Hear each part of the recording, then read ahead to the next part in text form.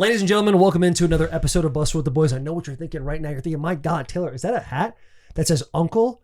And yes, it does. We've been trying to get this hat for 2 years. It is now available on bwtb.com. Comes in this beautiful black and white. There's also a couple other flavors as well for you to look into. This episode today is a very special episode. Our vlog from Notre Dame has now come out. You can go watch that on our YouTube channel. If you're checking in here, we're talking Game of Thrones. We're talking what happened at the Masters past weekend. Are we mad at Rory? Are we not mad at Rory? Are we about him? Who is the GOAT? What happens when you do off the field?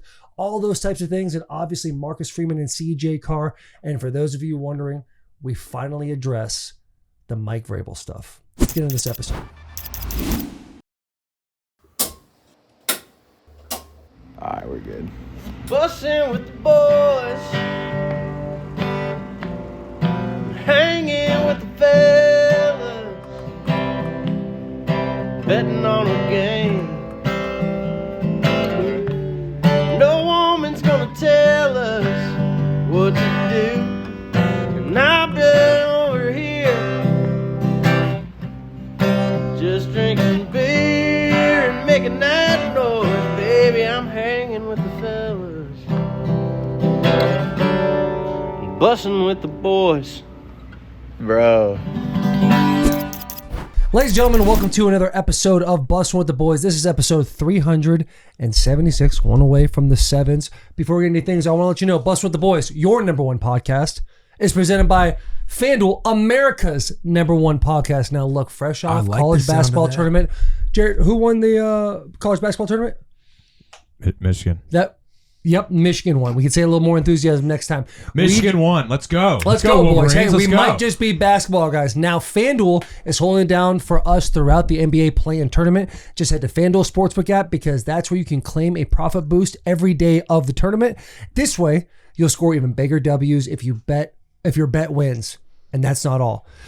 You can also enter FanDuel's Play-in Palooza for a chance to win a share of $2 million in bonus bets every day of the play-in tournament. All you have to do is place your bet live using your Play-in Palooza token. Then you'll automatically be entered for a chance to win a share of $2 million in bonus bets.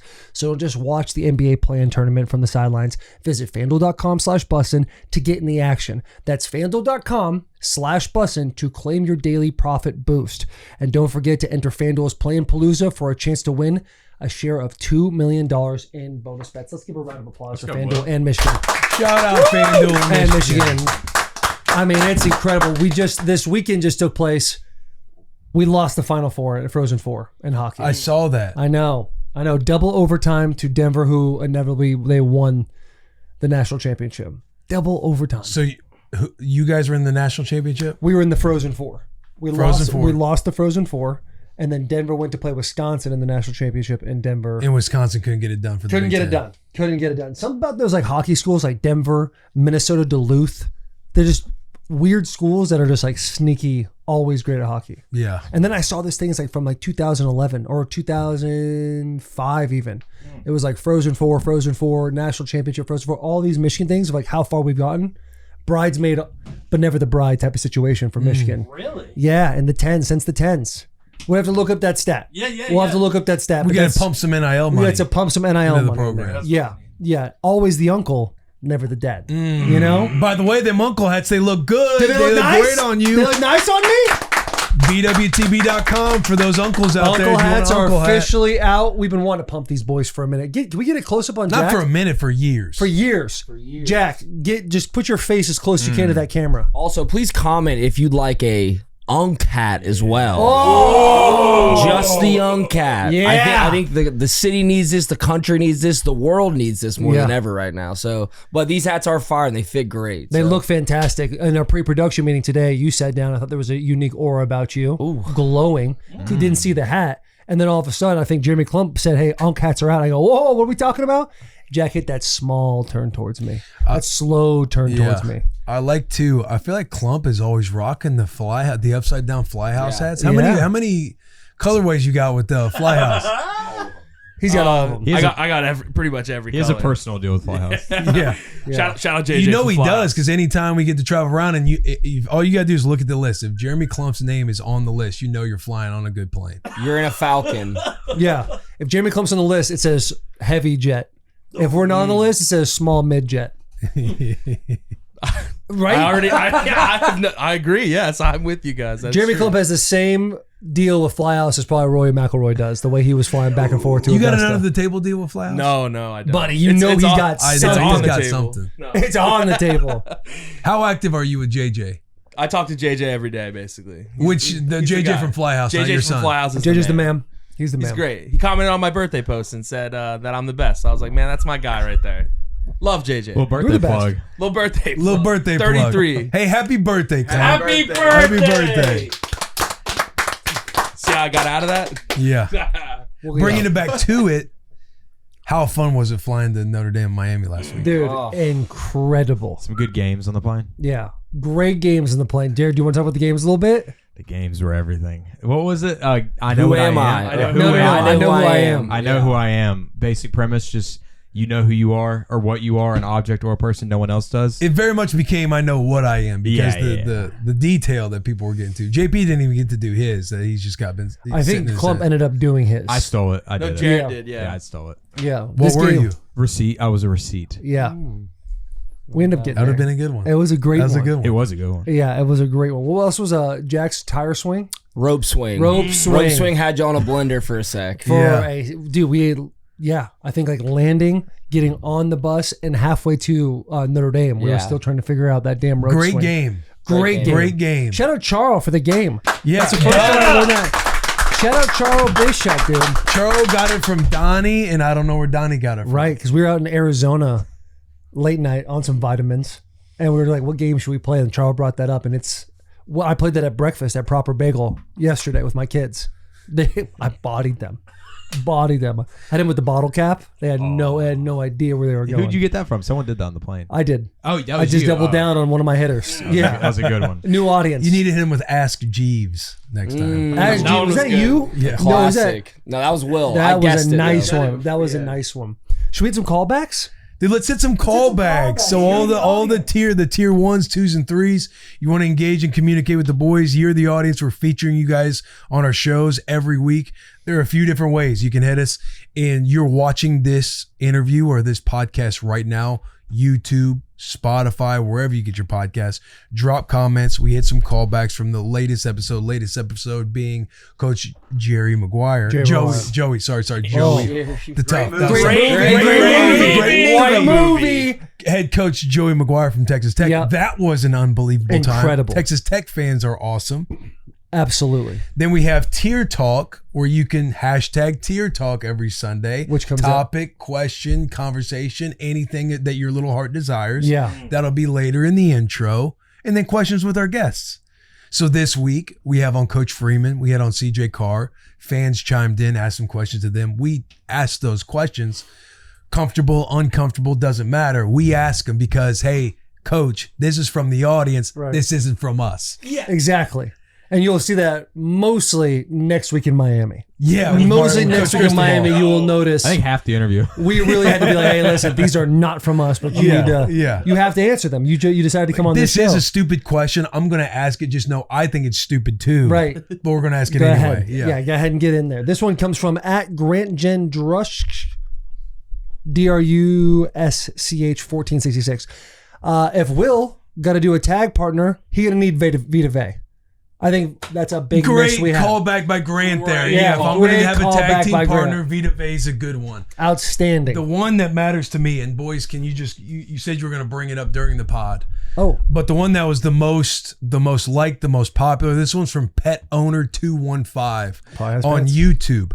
Can we get a segment where the boys twice a year get a lie detector test on the show and can ask each other questions about things that happened during the year? Real questions to see if they actually support or believe in their teams at different times throughout the season. Want to see if the boys are for the boys or if some beefs aren't settled. Ask Josh Pate who he secretly roots for. Ask Clay if he thinks he's the best talent on the pod, etc. I think it's a brilliant idea. Whatever the consistency is, I think it needs to be like throughout, obviously, football season. You do it with Delaney, you do it with Clay, you do it with Pate, obviously us. But I think that's a banger idea. Who do you think will be the biggest liar? Parkley. Taylor. Taylor would be the liar. Clay would be a liar. Hold on. You see that you're the next person. We're just What having about- fun on what- the show. yeah, This is that's a fine. show. We're having fun. Let's have fun explaining our answer. Let's have fun explaining our answer. I need more time to think about it. Okay, but just Taylor. Yeah, like you're asking questions, just get you going, and be like, boom, got him. Just like you guys would do with me. That's the fun, the brilliance of the segment. I will never lie on that. You will never catch me in a lie on that. Clean take? Clean take. Ever. And the fact that my supposed best friend's like, oh, my best friend's a liar. Hang on, time out. But you know what I think would be awesome? Is not, I'm a guy that when I hear a good idea, I want to do it all the time. I think we have to do this way more than twice. I think this needs to be like a once a month And just- JP. I have to. I can't let us go away from what you're just saying. I just need you to know, Buddy, I'm going to be a man about it. I'm going to take that. I'm going to bundle it up. I'm going to put it in my back pocket, and I'm going to unleash it on some person that has no idea what's going on. Like, Yeah, I why know, is this I know. guy so mad? I see you bottled it up in a different light that I was trying to express. The light is the fun light. Okay, show me the fun light of how Taylor's a liar. We won't know until we get into the season. Right, but listen, we're trying to keep the vibes here. This is episode 376. I'm trying to keep the vibes We're trying to right get guys now. to subscribe. I'm not trying to argue with my boy. But if someone asks a question, hey, Sherm, who do you think the liar is out of these guys? And someone goes, I would say, hey, clean take. I don't think there's a liar amongst us because that was a clean take earlier. Kevin's wow. natural food. Wow. Clean take. Clean take. That's a clean take. Now ask me. Ask me, I'll be Will. Sherm, ask me, I'll be Will. Oh, okay. Clean take. Do you think anybody on this bus is a liar? Oh, yeah, Taylor. See how that feels? Well, how did he get there? What do you got? I'm taking a note right now. Yeah. Don't ever joke about Taylor being a liar. I'm just jotting that. Okay, yeah. No, We got to figure out what the joke We don't want to got have fun on the pod. Oh, anymore. okay. We don't want to have fun. Here That's a anymore. great pivot to make everybody a little more uncomfortable than the discomfort we're already feeling. But we got there. A real fun way that we could implement the lie detector test is when y'all do y'all's predictions for Nebraska and Michigan for this upcoming season. That could be like a nice That little could be a taste fun test. That one. could be a fun That'd one. be a taste test. That could be a fun one. That could be That's a a fun clean one. take. That would Enjoy be. that. That's a clean take. That's a clean take. Because it started to get to where I'm like, I think we just need to scrap the light. No, I think we need to Doesn't keep seem it. like it's gonna be I fun for I have a everybody. point to prove now. Yes. Taylor cheats. Taylor lies. Like I got to get these things off of me, and the only way to do that is with a lie detector test. Yeah, So strap me yeah. down, Yeah. This is true. right? Yes. What's the No next? pause. What's the Strap next me down. callback? Have your way with me. What's no the next pause, callback? What's the next Mitchie. callback? What's the next callback? There's a good callback here from This one comes Colby. from TC Lewan 77. Why is Will? No, this one is. Let's see here. Colby Marvel had a good one. What's Kobe Marvel? Oh, Kobe Marvel 471 says, thank you so much for showing love and support to West Texas and Texas Tech football program. TTU athletics revolves around a very connected and hardworking community of people. The character and work ethic of West Texas is unmatched. I'm glad that the nation will get to experience. Rackham. Followed by a comment by CBR_9295. A lot of places are like that. You're not special. Clean fun. Bro, seeing It's hard to have vibes in this bus today. Texas Tech fans, Baylor fans, like TCU fans chime in, like when we're dropping stuff. Remember when the backers were talking to us about the horse, and they were explaining that the horse's ass faced Baylor, and they were breaking it down to me. But seeing those fan bases just go back and forth about, oh, when did you guys become a rival? Had a good time reading those comments. And I think it's the literal interpretation of the horse's ass facing Waco. When Baylor plays Texas Tech, that is called the Butt Bowl. BU versus TT. The Butt Bowl. So it's a literal interpretation of the Butt Bowl. So this got a lot of layers. Lots This of joke's layers. got a lot of layers. A lot of depth. Yeah. Yeah. A lot of peeling back the onion. Yeah. Or a parfait has layers. Yeah. That's true. Tiramisu has layers. True. 7-layer dip has layers. 7-layer dip is what I was trying to think in my head. I was like, was it 6? Buddy, you go to a Six nice G's summer dip? cookout right there, and you see that in the plastic, and you just get to look at it right before everyone digs in. Incredible. That's Good a clean dish, take. good That's dish, a clean clean take. take, that's a clean 7-layer dip rips. Clean take. Shout out Kevin. Right. Shout out Kevin's Natural Foods. Ooh, that is a clean take. All right. This one comes from Chase Daniel. Chase Daniel says, "Is Roy on the goat path?" Ooh. I think I am the guy who can answer that. Possibly. Okay. Tell me what needs to happen for him to become on the actual path. Has anyone won back to back to back? Yes. Who No, is that? Who is that? Arnold Palmer? no one's won back to back to back at the Masters. So if he does that, would he be the GOAT? No. Okay. Mitch is a golf. Look. Hand up, sue me, not a golf sicko. But you said you could answer that. Yeah, I can, possibly. Yeah. There's Wait, Yeah, you- then follow up with a question. Right.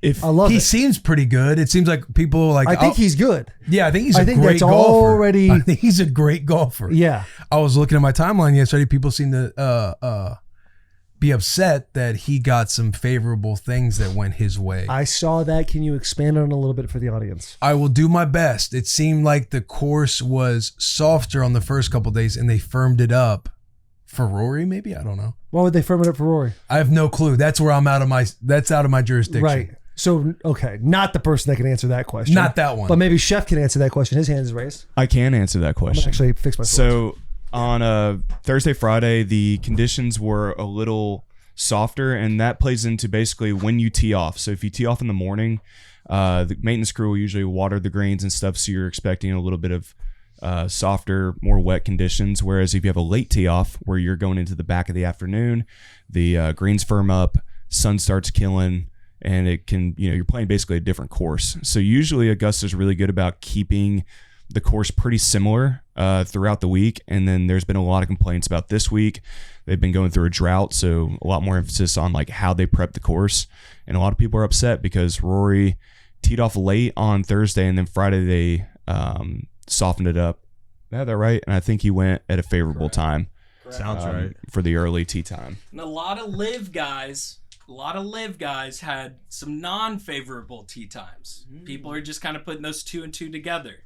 A lot of live guys weren't getting good favorable tee times. Masters has always kind of had a take on the live stuff versus PGA.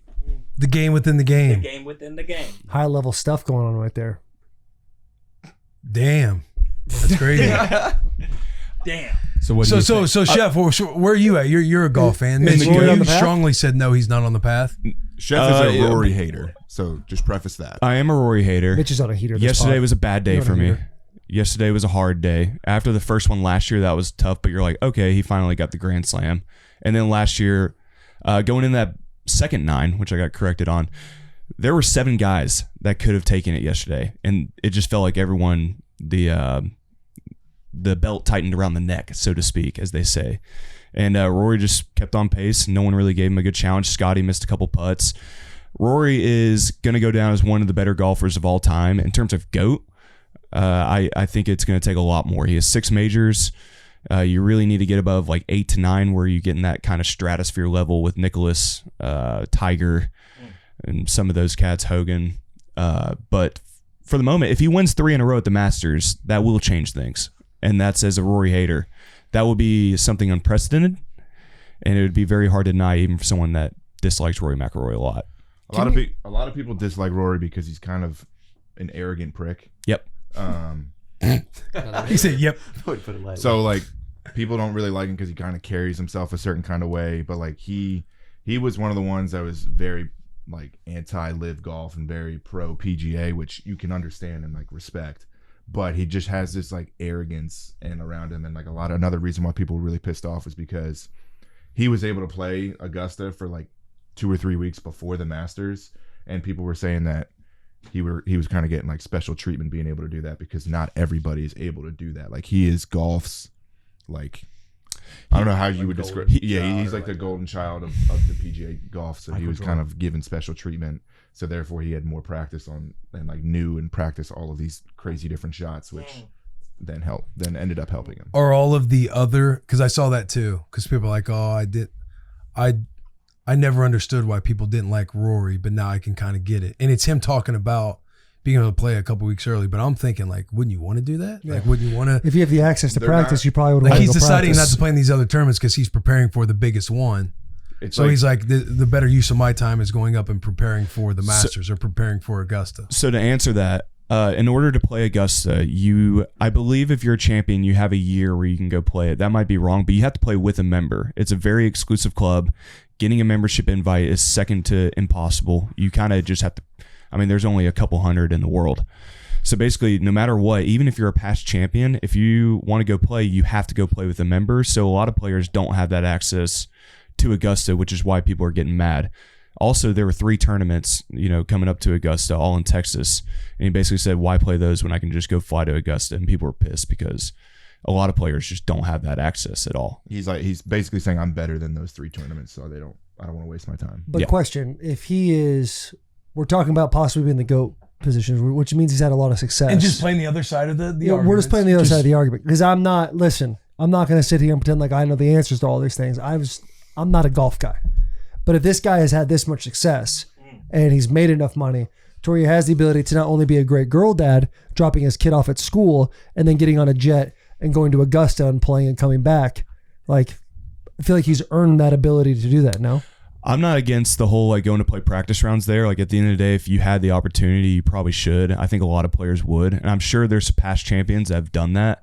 It's kind of the way he put it all about getting on a private jet. And this goes back into Rory's last, his whole career. He's kind of had this big, kind of, I hate saying snooty or high nose kind of look about golf. And so when you throw it on there, just the way he's I just dropped my daughter off and then get on my G650 and fly up to Augusta for a day trip. But not a fly house jet, by the way. Not a fly house not jet. a fly house jet. Justin Rose is the fly house guy.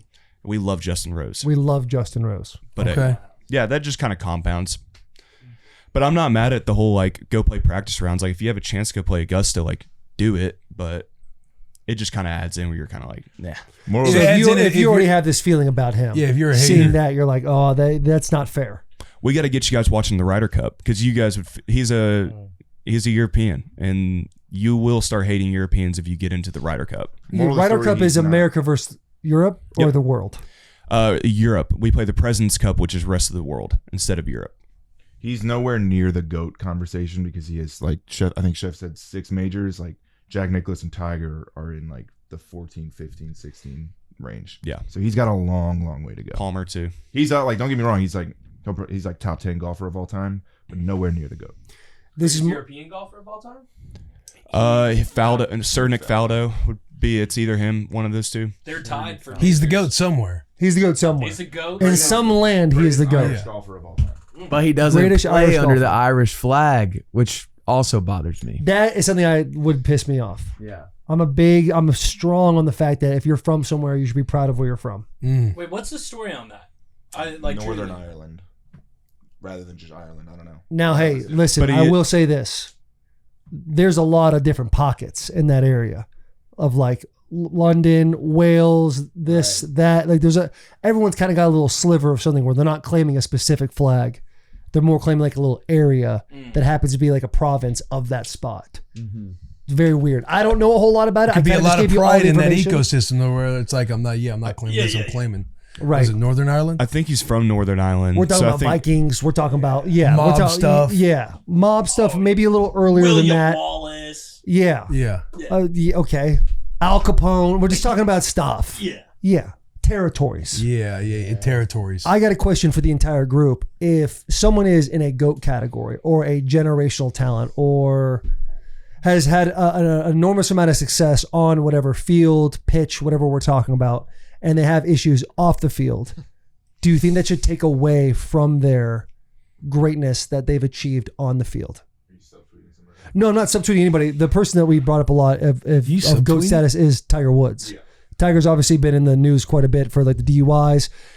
He's kind of trending towards that great golfer, bad guy. I think a lot of people are getting to. But does the bad guy portion take away from the bad golfer? And this goes for everybody. Brett Favre is another one, right? Been in the headlines a little bit in the past. Great football player. Kind of getting towards it. I'm just saying. Michael Vick. Right. Yeah. Okay. Michael Vick. There's another one. Right. Let's leave Michael Vick out of this. All right. He's generational. Okay, that's a great example though, because Michael Vick had the thing that happened, and then he went to prison, and then he got out of prison. He was never at any of the fights. All right. But people were like, "Hey, we still love Michael Vick." He righted his wrongs. So he served his time. He's good. Yes. Tiger has it. Literally. I think you still acknowledge the performance, that is one of the greatest to ever do it, but you're probably just more inclined to say who the better guy was. Like the better dude that has it all encompassing. That's right there. They're in the same tier. Who is it with Tiger Woods? Jack Nicklaus. Nicholas, Arnold Palmer. Like I still feel like there's a guy touching Tiger, right? What's unique with Tiger though is in our that generation is all the stuff kind of happened. Like he achieved everything in golf before he started going off the rails. And I feel like that kind of plays into the fan psyche of like, it's two different Tigers. Right. Tiger, the golfer, existed up until 2015 or whatever. Yeah. And now Tiger, the man who's going through a whole bunch of stuff, exists now.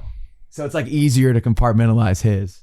But you'd still look at Tiger and be like, Yeah. GOAT status. Yeah. And before he fell off, like he was just well on his way to being the greatest. He was going to be untouchable. Right. Up until 2008 when he had his like third spinal fusion surgery, Tiger Woods was the greatest golfer, the greatest run ever. He's the only golfer to win all 4 majors in a consecutive year span. So he won all 4 in a row. That will never be done again.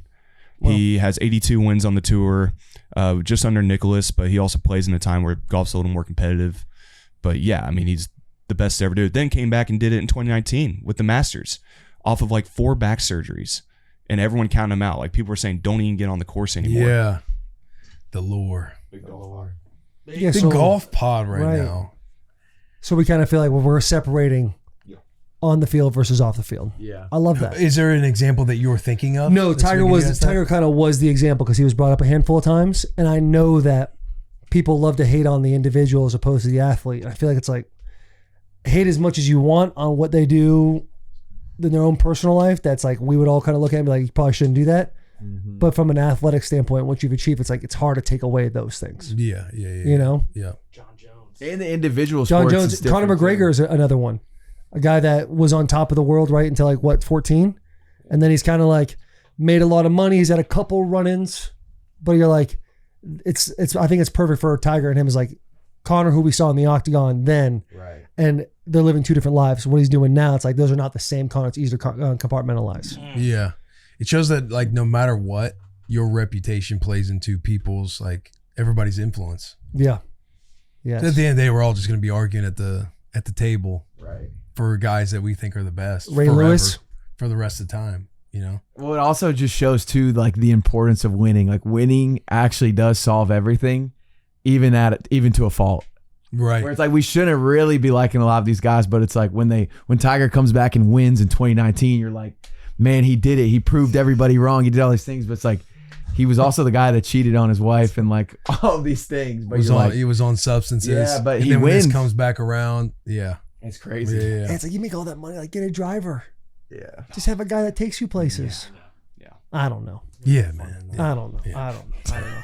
I did say a name, and it reminded me of you did a little speech we talked about in the pod last week, right? You did a little TED talk out there at First Phorm. A little round of applause. Okay. Boy got up there. I was seeing the Twitter, the Instagram, all the things, and I saw one specific individual that you were so excited to meet, Ray Lewis. How was it, man? It was awesome. I got to introduce him. Yeah. I got to intro him. Just give me a breakdown of the experience. With Ray? All of it. All of it. So, First Phorm, you've been there. Unbelievable. Incredible. Ben Newman, First Phorm hosted the event. Ben Newman put it on for the unrequired. The whole theme is like unrequired, the unrequired work that goes into everything. And there were about 5 or 6 keynote speakers. It was myself, Coach Rule, Coach Kleiman from Kansas State, who just retired, Coach White, the Indiana Fever, Caitlin Clark's head coach, Sal Frisella, as you know, First Phorm, the CEO of First Phorm, and then Ray Lewis. Ben did a lot of speaking. They had some some panels where it was like me, Ben, and Sal. They had a bus. Their whole setup, Chef, wouldn't you agree? Like their whole setup was unreal, with the theatrics, the boards behind it, the digital stuff going on. They had camera guys everywhere maneuvering the whole time. They're getting you mic'd up, but we're kind of sitting on that floor right there. And there's a panel, me, Sal, and Ben. Then there was another panel where it was a sit down for Ben's podcast, The Burn, where he's sitting with Coach Kleiman. So there's a multitude of things going on. They fed you lunch. They had dinner for the VIPs. They took you on tours. They had a lot of signed memorabilia and stuff there. It was a cool experience. And then it was essentially a crowd of like 200 to 250 people. Yeah, around there. In that team room that's at First Phorm. They were just filled in there. They were sold out. And it's basically what I gathered.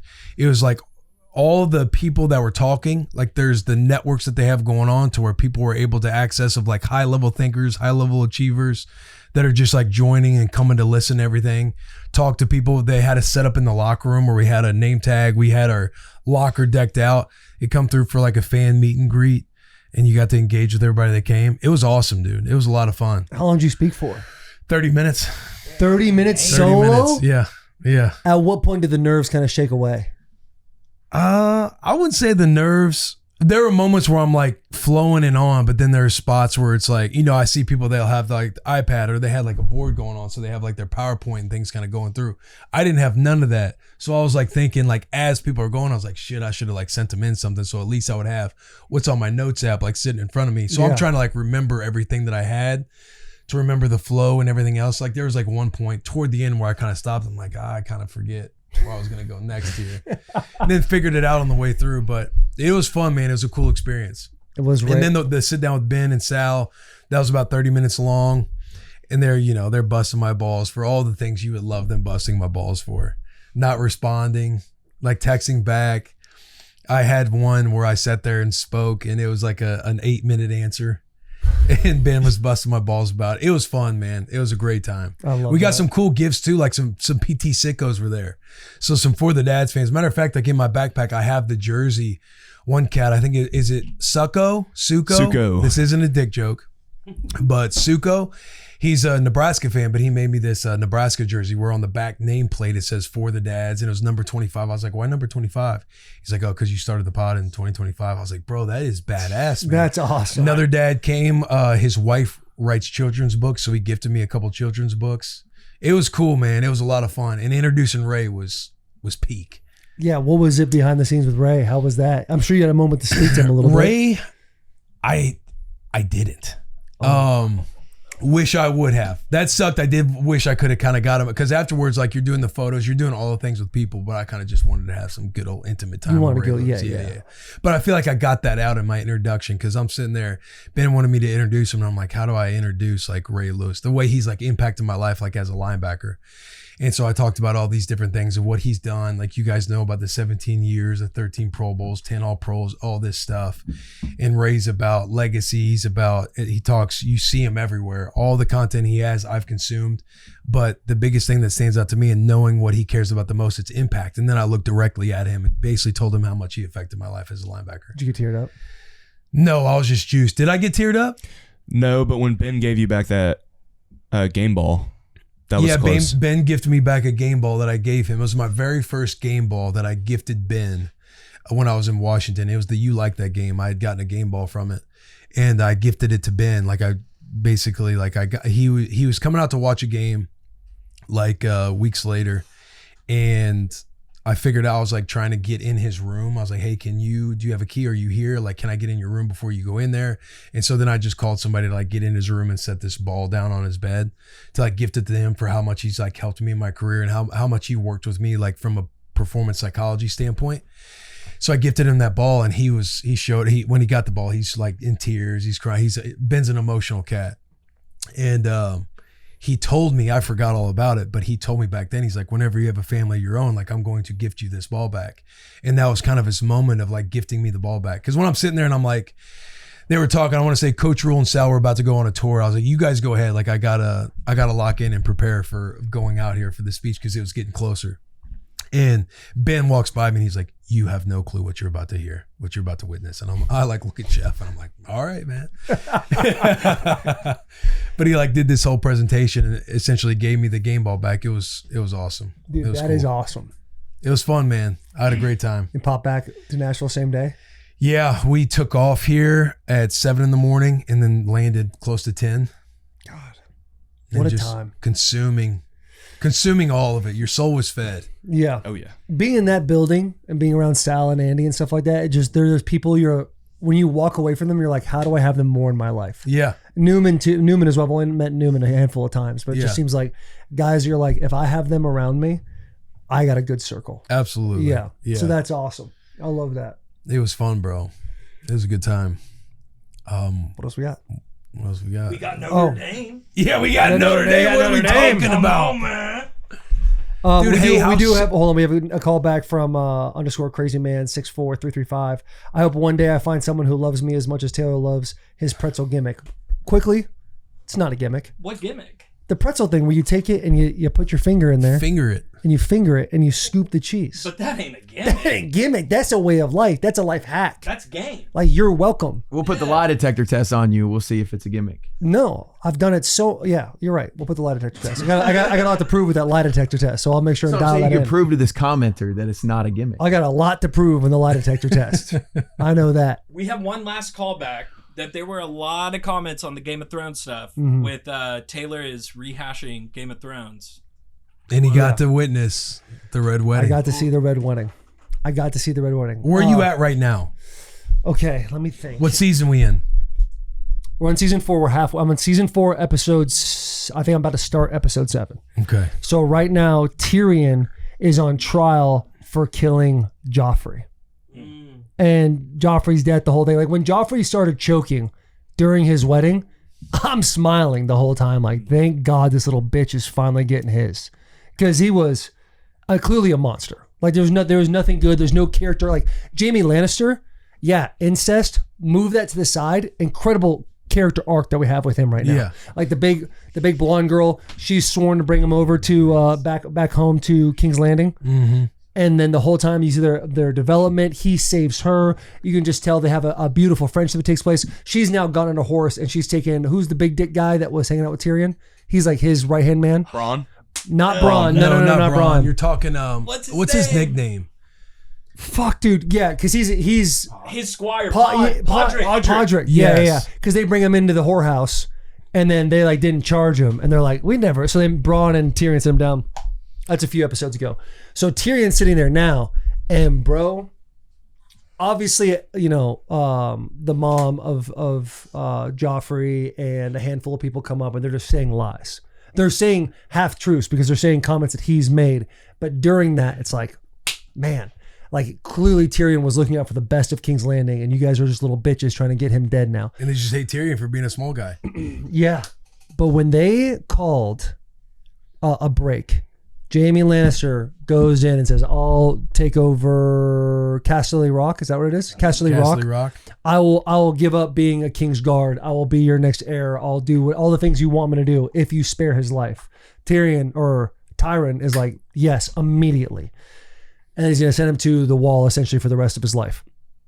So they call it the next witness. And bro, when it's Shay, you just hear the heels. Like, you know it's a woman walking.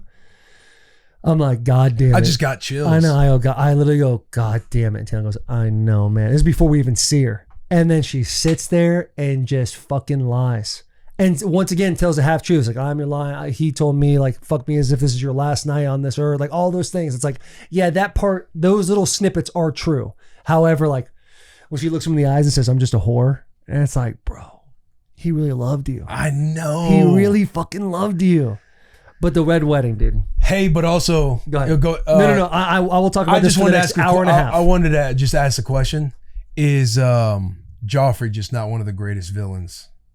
Yeah, he's of all incredible. time. And by how much you hate him, and to go off of like what people do on the field is like from a cinema standpoint to what he's done now. Like, he was so hated, yeah, and he was so good at being a villain that I don't know if it was he couldn't get work or he was just he got typecast as a horrible villain, so they didn't hire him. I think he just got his first acting job since Game of Thrones last year. Dude, because the acting is so good. He does such an amazing job. My psyche was like that. Like, he was so great at me hating him. Right. I didn't want him to have any more career success. That I didn't want his character to have any more career success. Bro, and just think about doing those dialogues in front of all those people and being as sinister as he was. Just crazy. And he's talking about he'd have on his face, man. When Robb Stark obviously gets killed in the red wedding, and they find out via like this whatever, a raven, and he's like, I want to serve Robb Stark's head to who's the Sansa. Oh. And I'm just thinking to myself, this motherfucker just won't stop. Like, Sansa's clearly been the knee to you. She says all the right things. Like, she's in hell, and you still want to fucking do this. And then I'm going a little bit of on Joffrey, but when Littlefinger says that he had a bad investment to somebody is like when somebody's a bad investment to me, I get rid of them. I find somebody that want to try new things. And then that red haired chick that came from the north goes down to King's Landing. And then it just shows her essentially crucified on his bed with an arrow and he's just sitting there. You're like, this little motherfucker, dude. What are your thoughts on Littlefoot? Littlefinger.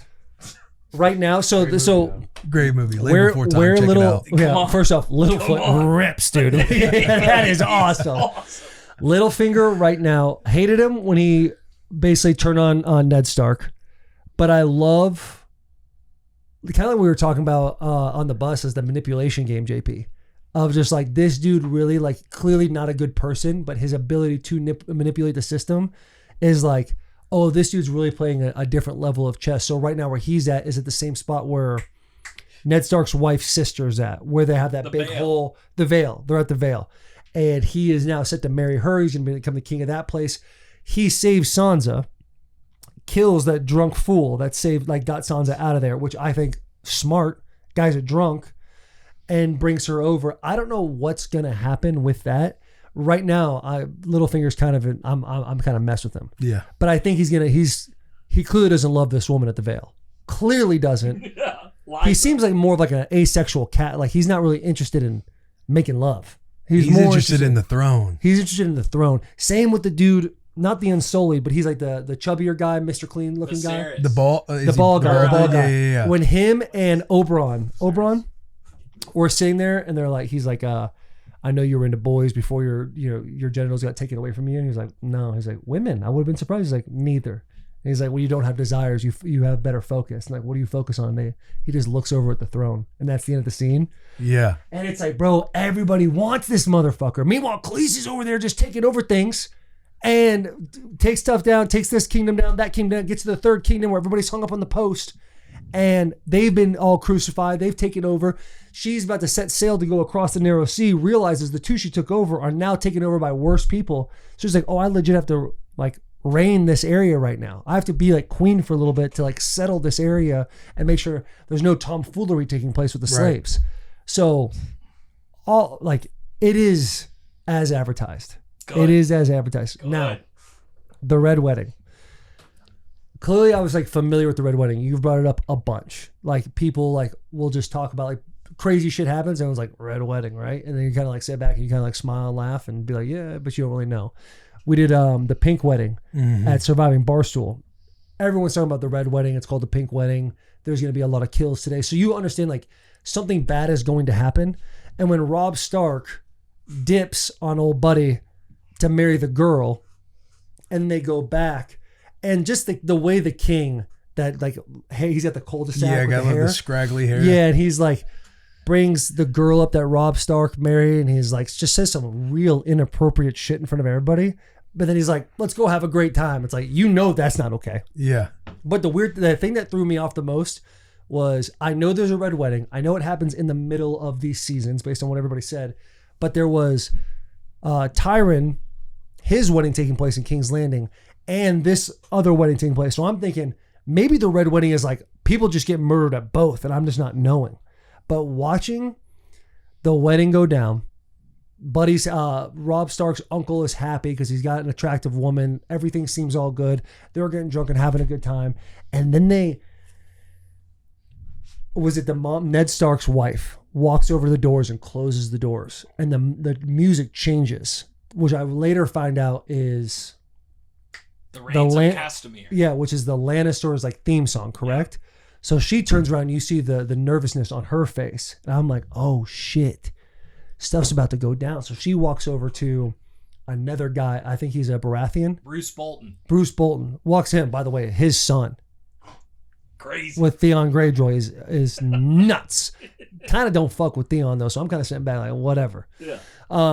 When she pulls that sleeve back and sees chainmail and slaps him, I still don't know what's about to go down. And then it just chaos ensues. Yeah. And the fact that Arya gets there with the Hound at the same time as shit's going down and the Hound's like, we got to get out of here. Because low-key, I mess with the Hound. Yeah. Like, bad guy, good character arc taking place right now. Yeah. He wins on the field. Yeah. He wins on the field. He's got one of the hardest quotes of the entire show. I'm not going to say it on this because it's a little too TVMA, but he's got a hard ass quote when they're trying when he's still a part of the Kingsguard and Joffrey. The Arya, her last little part, the last thing I've seen with Arya was she was going to sleep and she's saying all the names of the men she's going to kill. And the Hound's like, what are you doing? She's like, I can't go to sleep until I say them all. And they basically have a little, they bicker back and forth for a little bit. And he's like, well, finish your list. She goes, it's almost done. I have one more. And she rolls over and says, the Hound. I'm like, oh my God. Because a piece of me has Stockholm Syndrome for Arya. It's like, yo, this guy's kind of helping you out quite a bit. You got your sword back, your little toothpick sword. You've killed those guys, moved on from this. He's helping you get to wherever you need to go. And yet you're still thinking to yourself, this motherfucker has to die. But the last thing I saw in the whole thing was Tyrion saying, he wants to confess not to murdering Joffrey, but for being an imp. All the things, like he goes off on everybody. He's like, I wish I could poison all of you. I wish I could take pride in the fact that I killed Joffrey, but I didn't kill Joffrey. And the only way for me to get anything done here is I want a trial by battle or whatever it's called. And that's when the episode ends. But you try to go to sleep after that? No way. Hard. No way. Hard living. But that's where I'm at in the show right now. God. That's my breakdown. Shout out Barry _McCockiner. It's unbelievable, 25. right? It's unreal. And I think I have an idea of what goes down in the battle. But, we don't have to talk about a show. Did you have a massive wow surprise factor when the Red Wedding took place? No, I think that's a product of just years of it. Knowing, years of it, seeing it essentially unfold in this process of elimination. Like 2 big weddings are taking place right now. Like this is probably when it happens. Yeah. How you've talked people about just Game of Thrones, referring to the Red Wedding, referring to it. Yeah. So to me, it's like I kind of knew what was going to happen, but still, like when Ned Stark's wife, who I never liked in the show, and she's just looking off in the distance, and some dude just walks up and slips her throat. Like, yo, what are we doing? And that was a show too. It's like it was a show where you start to realize you can't get connected to characters because they don't give a shit in this writing. Yeah. Like imagine just watching it in real time and there's no lore, it hadn't been talked about, no nothing. And you're just into Game of Thrones. And so many characters just got offed. Yeah. Like I know, like Robb Stark, somebody I was like, oh, this dude fights like with integrity and character. I mess with him a lot. Like he's a dude that does the right thing for the right reasons. He's not being king because he wants to. He has to be king because he has to type of vibes. And I loved him for it. I thought his mom sucked, just getting rid of Jaime Lannister like that, and like in hopes that he would send her 2 daughters away. But you still felt good because Baratheon was like still the guy, right? Stannis Baratheon. He's the guy with the witch. No, the sun god. Or the who am I thinking of? The one who ended up basically getting stabbed by just a hog out in war. He was the king from first season. Robert Baratheon. His first king, and then Ned Stark is still alive. You're like, you kind of hate that Baratheon goes down because you see all the inner workings going on around him of how they don't want him to be the king. Yeah. Then it's like, okay, at least he wrote on that note, like Ned Stark, he's still like, we still got everything. As soon as you write on the good. note, though, there ain't no way they're gonna let that happen. Right. And then he gets yopped. And you're like, damn, bro. In front of his daughter, too, which I think is just so crazy, man. And this cat that is torturing Theon Greyjoy basically calls himself Reek now. They just try to save him. And he's like, bro. He's like, no. He's like, I'm not leaving. And he like rewarded him with a bath. And it's just, man. This guy, he's like a Joker-esque type of individual. Ramsay? Yes. Yeah. And then finding out he's a bastard as well. Yeah. Just crazy. Jon Snow's just up there. You know there's a massive war about to take place. I know that GIF is about to happen any moment. You still got 2 seasons. Before that? Oh yeah. Before you get to that. No, yeah. That's what I'm saying. Like if you're touching that now, I'm like, oh my God, bro. Tyrion Lannister, Oberyn. Oberyn's the guy from. He's like Bronn. No. From Dorne, right? Yes. And he hates Tyrion. This is the Mandalorian. Yes. Okay, Yeah. I fuck with Pedro Pascal's character. I mess with him. He's like a free thinking, free spirited, like just does things completely different than anybody else. Like goes against the grain. Athletic too. And just the way they talk about him as a warrior, like I saw a clip. So this is not my thought, but the fact that Tyrion Lannister is like, if you help me, I'll give you your shot at the mountain. And I saw the clip of Pedro Pascal and what he does to the mountain. I can't wait for that. And I'm assuming it's Tyrion. Oberon says, "I'll fight for you." Yeah. And then Tyrion says, "Okay, we'll give him the what's his name? Tywin. Yeah, Tywin Lannister gives him the mountain Trial, yeah. And they go at it. Am I correct in saying that? You guys, do you want to know? That's what I'm saying. You're starting to get into murky waters. You don't want to see facial expressions of anything, bro. Yeah. But because where I'm at in the show, We'll say this. You're on the tip of the iceberg. Not far off. But hold on, I've seen that clip, so this is not this is just process of elimination, and Tyrion just said, I want a trial by battle. Like, am I correct? And those are the two that get lined up. Yeah. Okay. Safe assumption. Yeah, it's a safe assumption. Yeah. Yes. Clean take. Clean take. Shout out Kevin. Clean assumption. Yeah. Shout out Kevin's Natural Foods, man. And Phorm Energy for the spring tour. Yeah. Notre Dame, man. Come on, man. Spring tour is complete. All teams treated us like 5-star recruits. We have somehow manipulated the system into going on official visits. Yeah.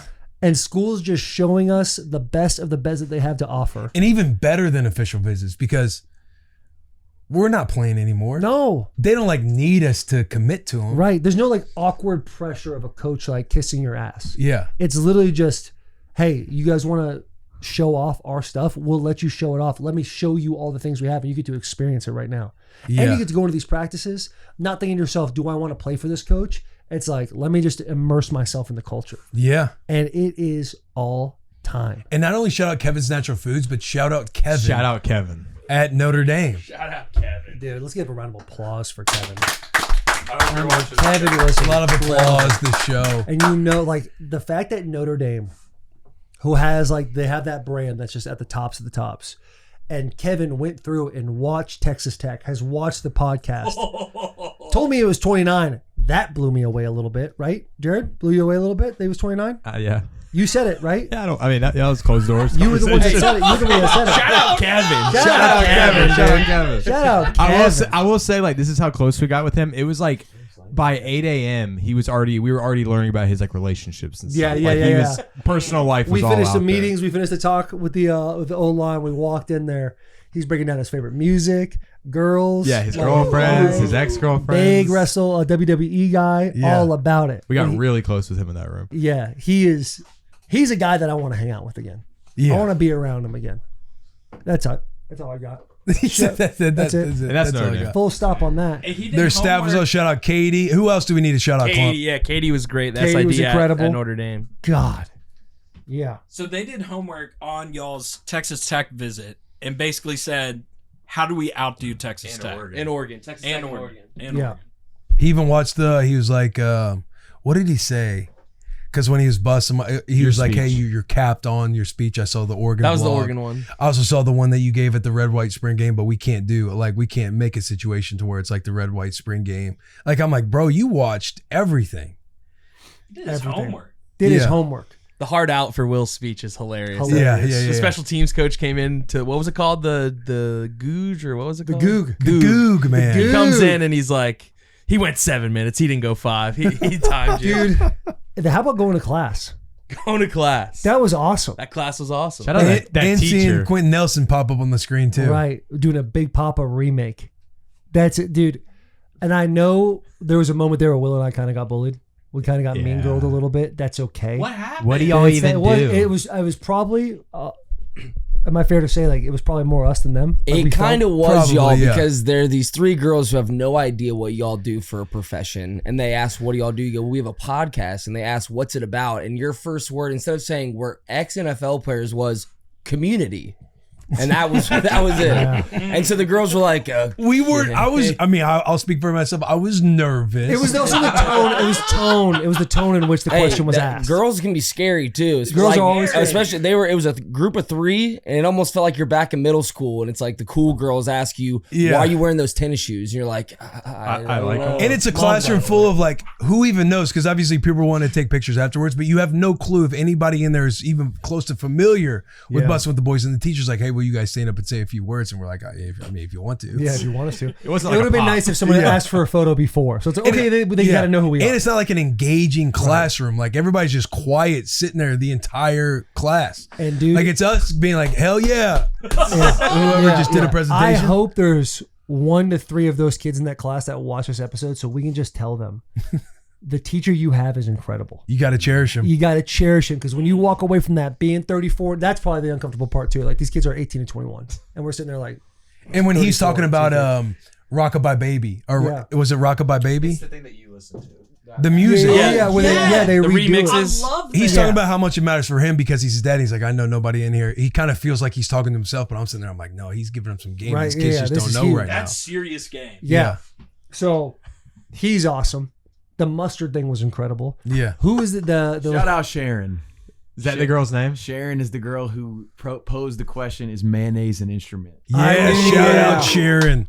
Gosh. Good callback. Yeah. Yeah, she crushed it. Her She broke performance down was the amazing. economic impact of it, what it means for the future, how important it was to the past, and how mayonnaise is the key to a great present. And that class did not give the pop it deserved. When the No, it teacher, didn't get the pop it deserved, I man. don't think JP just gave us me. I don't think that was what it was about. Honestly, it just started coming, and I was like, I might as well keep going. It was basically about the studies of like this question was asked, like, can mayonnaise be a Right, but Be an the instrument. economic impact was real. she gave 3 impacts. She gave of it. the Hellman's mayonnaise thing. Every student that goes up, they're giving a presentation of their own. They can pick whatever they want Right. over like a current event happening. Yeah. Current events and music. is Yeah. the- Yeah, the- current the events and tie. A lot of music. Kanye. Yeah. Lot Kanye. of Yeah, Kanye. No, but she hits the mayonnaise is an instrument, and then the teacher again did not get the pop it deserved. He's like, I've never used mayonnaise, but I've used mustard. Yeah, and then just plays this video of him using mustard as an instrument to not like us. Right? Yeah. Yeah. It was awesome. No dude. one cracked a smile. We No were one. laughing. We're like smiling in the back, but yeah, you just feel the vibe of the room, and it's like, oh man, we're yeah. And made like, this if we're you sticking were, out like a if you sore were to thumb. clap or give him some juice, I feel like it would have come off as like class clownish. Yeah. yeah, To the point yeah. where you're just like, I guess I'm just gonna be a sheep right now. I'm enjoying this, but I'm gonna sit back and just let it kind of come to me. Yeah. Because dude, that mustard went kind of hard. It was nice. Dude, that breaks my heart. Dude, that guy yeah. deserved a standing O for that. Dude, Kev was like, we'll be in here for like 20 minutes, whatever. We were there for the whole class. Whole class. Yeah. The entire class. Well, it's supposed to be an This hour group, class. our group, like our entire shop, we would love being in this guy's class. Yeah. And doing the presentations. Yes. He did an NFL It'd be juice draft. the whole time. Yeah. It was an hour class, and they said we're only probably going to be here 30 minutes. He goes, "Oh, we'll probably only go 30 minutes anyways. Don't worry." He just cut his class short. He was awesome, dude. Yeah. Oh, just Kev? like, We need Kev and that teacher. I think he's We like do the need head Kev. of marching band at Notre Dame. Yeah, He's like, he's involved. He's very into, he's like a big ball guy. yeah. Yeah. What Yeah. school was this in? Like communications? The Gook. By the It was Gook. by the Gook. The Gook- is that short for Guggenheim? It's by the Gook. the Gook. By the Gook. Was it called like Music Tech? Is that what it's called? Something like Oh, that? yeah. Yeah. Something like that. Yeah, it might have been Music Tech. Guys, let's not get to it's by the Gook. It's By the it's Gook. by the Gook. Music Tech by the Gook. We had a guy come up Oh, to me. Gook. Yeah, you had an old friend walk up to you. Dude, we had two. One kid came up to me and he's like, I have to show you this photo. It was from when I was like a freshman in college. When he was like a little kid. He's now like a freshman, or he's at the university. He's on of the Notre Dame. squad. He's on the squad? Wasn't he on Yeah, the I team? think he was a player. Yeah, he's Oh, a no player, shit. bro. Yeah, he was a Yeah, Notre he Dame did have a player. nice little built-in. I was We going to say the physique. Yeah, we Spot that out of redid nowhere. the photo. That was awesome. But then we start walking, and some older guy walks up to me, and he's like, "Hey, have you seen?"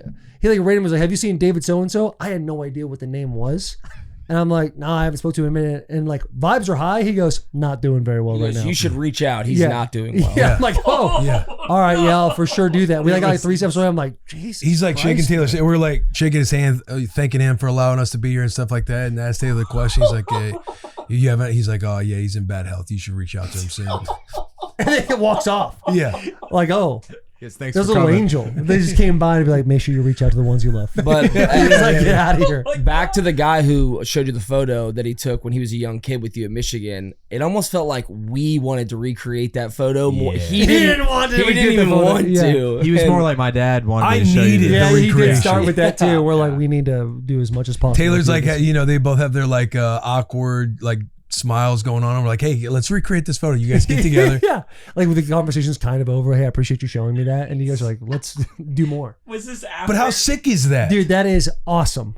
That It's is this awesome. old photo of Taylor. He's got his baby face. He's a freshman. This dude is like, he's small. I got like the He's a young uniform on. boy. It's like after like a scrimmage practice. Yeah. Like this? Like that, just like you. Massive Look just smile like you. because he came up and he's like, my dad said I had the show, and I'm like, I'm thinking in my head, I'm like, I'm sure there's a part of you that thinks this is sick too. Like you're seeing Yeah. Taylor again after all these years, Right. Like we got to recreate the photo. You got to show your dad. That's the thing where he, in the moment, didn't want to do that, but he's now sitting here and probably in that same class right now, being like, I'm happy I did that today. Yeah. He sits back, his dad, there it is. I wish it was zoomed in more. Zooming. Not there. Yeah. I wish we had the photo to go back to back. Do you have it, Jack? No, I just have that original one. I mean, the recreation. Oh, we don't have the OG? Well, because we took it on his phone, and then I got the airdrop. I thought he was going to airdrop me a bunch of them. And he sent me one singular photo, and I guarantee he probably deleted most of them afterwards. 'Cause Yeah, I you took took a like bunch. 10 on his phone. Yeah. Also, It was a good time. For not being a golf podcast, pretty golf coded picture here with the long sleeve quarter zip Thank you. and a golf cart in the background.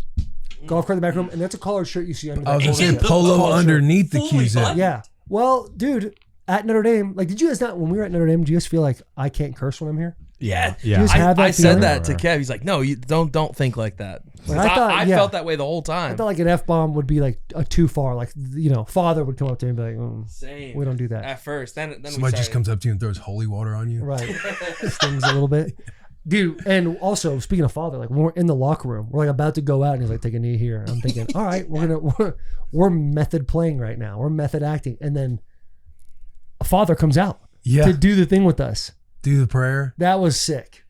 And then when they're playing the hype video on the big screen, and Don's like, hey, whenever we hit the goal line, we go. And I'm like, all right. I'm like, hey, whenever we hit this line right here, we got to go. And I'm thinking, I guess we just got to fully embrace. So we just bought in, Ran out. running there. out like we're running out in front of a crowd. Yeah. Clump and I got 2 1-on-1s. Yeah. Then we got to be carried off the field. I'm making the boys chant Willie. How massive was that we caught So it? fun. Because at the end, Oh, yeah, at the bro. end of practice, coach goes, "Hey, you guys catch a punt. Like we're gonna 1 for 1. Taylor, you catch a punt. Defense is gonna take you off the field. Like Rudy. Same thing for Will with the offense. That first one he kicked, that Aussie, what a leg on the kid too. By the way, Jasper kicks that ball. I think it was on like the opposite 45.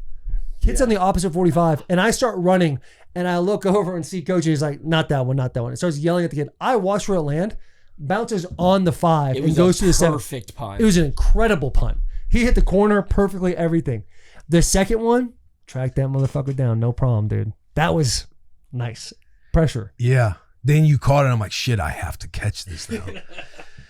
And We then we needed both that. caught him. I'm looking over at the offense. Who's going kind to of carry like me? class. Yeah. The reaction. The teams all just stood there. He's like, shit, we got to pick these dudes up. I'm like looking around the offense. Who's going to pick me up? I look at the offensive line. The offensive line's like, we got you. Like, get over here. Get over here. The way Will jumped on that guy's Bro, back. I know. I thought I fucking for heard a him. guy who has back issues to jump on another man like that is crazy. Crazy. That was crazy by me. Crazy, There man. it is. Say Willie. Say Willie. And I'm like, Come on, guys, I need you. I'm I going, need you. Willie. And I'm like, guys, come on, like, do the chant. And a few, like 2 guys, like, it was so Willie. awkward. Like when y'all first caught it, And I'm just like, the I'm the awkward. greatest to like- ever do it. Hey, do we want to talk about Marcus Freeman cheating in Shuffleboard? This is a good time before we do that to plug the vlog, which is out yesterday as you're listening to today. The Notre is Dame out now. vlog, yeah. It's out. It's out right now. It's out. There's a lot YouTube more channel. detail to some of these stories. It was an incredible time. It was an incredible time. They truly They went just above, gotta- they went above and beyond, dude. They just got to fix the shuffleboard. Now, I did kind of mess it up a little bit because I sanded it a little You too did, much. but you could say you did something wrong there. You're the only person that showed up between the two of us.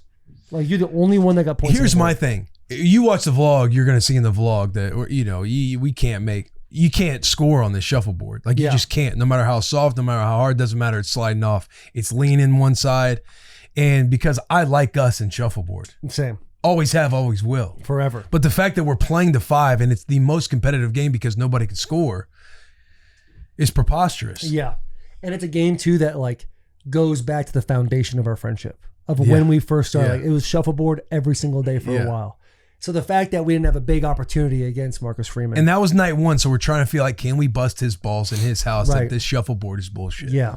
Yeah. And he got competitive too. Got competitive. He was dialed. yeah. There's some good. He just locked in, just watching the whole thing. Right. Freeman was awesome. Talking a little shit too. He was fun. He was. Tell you, talked a little shit with CJ Carr. CJ Carr's got something. Got my ass Also and just bump good out. at everything. Yeah. Ping I know pong, that pisses filthy. me off, man. He That got you pisses me both off. out in knockout, yeah. knockout. Yeah, I got enough bodies to be happy with that though. Because who was the guy that got me out first? Do you remember his name? Oh, you're Sneed, I don't know if it was the Smith. linebacker. Right? He had the Sneed. chain because when we first started, he's like, "You go first. I can't really shoot." We were around once, maybe twice, and the third time gets me up by draining a 3. And I'm like, "Oh, okay, so you can shoot." And he like starts laughing and giggling. So that next time, got Yeah. his ass. Got a couple more of them too. Didn't Ryan almost get the entire team out? Bro, at one point it was me, Will, Ryan, and like 3 others. It was like half Bussin, half Notre Dame guys. We're like, "Oh, we have a legit shot here." We got to take down this university. And then I get sniped. Will gets sniped. And then it's like Nolan and 2 Notre Dame guys. I'm like, "Oh no, we're done here." Nolan can play better than the way he performed. Hey, run And it that, was frustrating me. I'm like, bro, you got a stroke. run that back real quick. That's a heady bump out play I had there. It Not was. the stroke. That was myself. impressive. Hit I that think back Jack just a got that on second. camera. That was sick. This cat tried to get me out. He was about to get me out, and I hit through the net, hit his ball out. Yes, dude. That was, might be right here. Yeah, this is the cat that got me. Look at this. He's in. Nope. That's that's heady, yeah? Eddie. and talking shit get to it. him. I like Snead too. That's number 3. That's that linebacker. Like he's on 100 the entire practice. See that photo, Jack?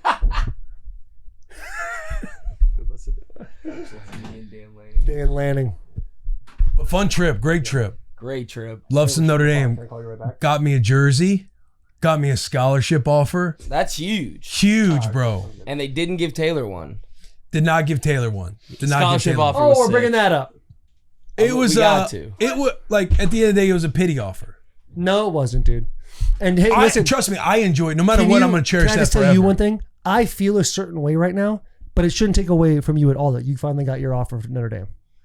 I'm going to feel my way, and you shouldn't feel any type of way about my disappointment, my upset, any of that.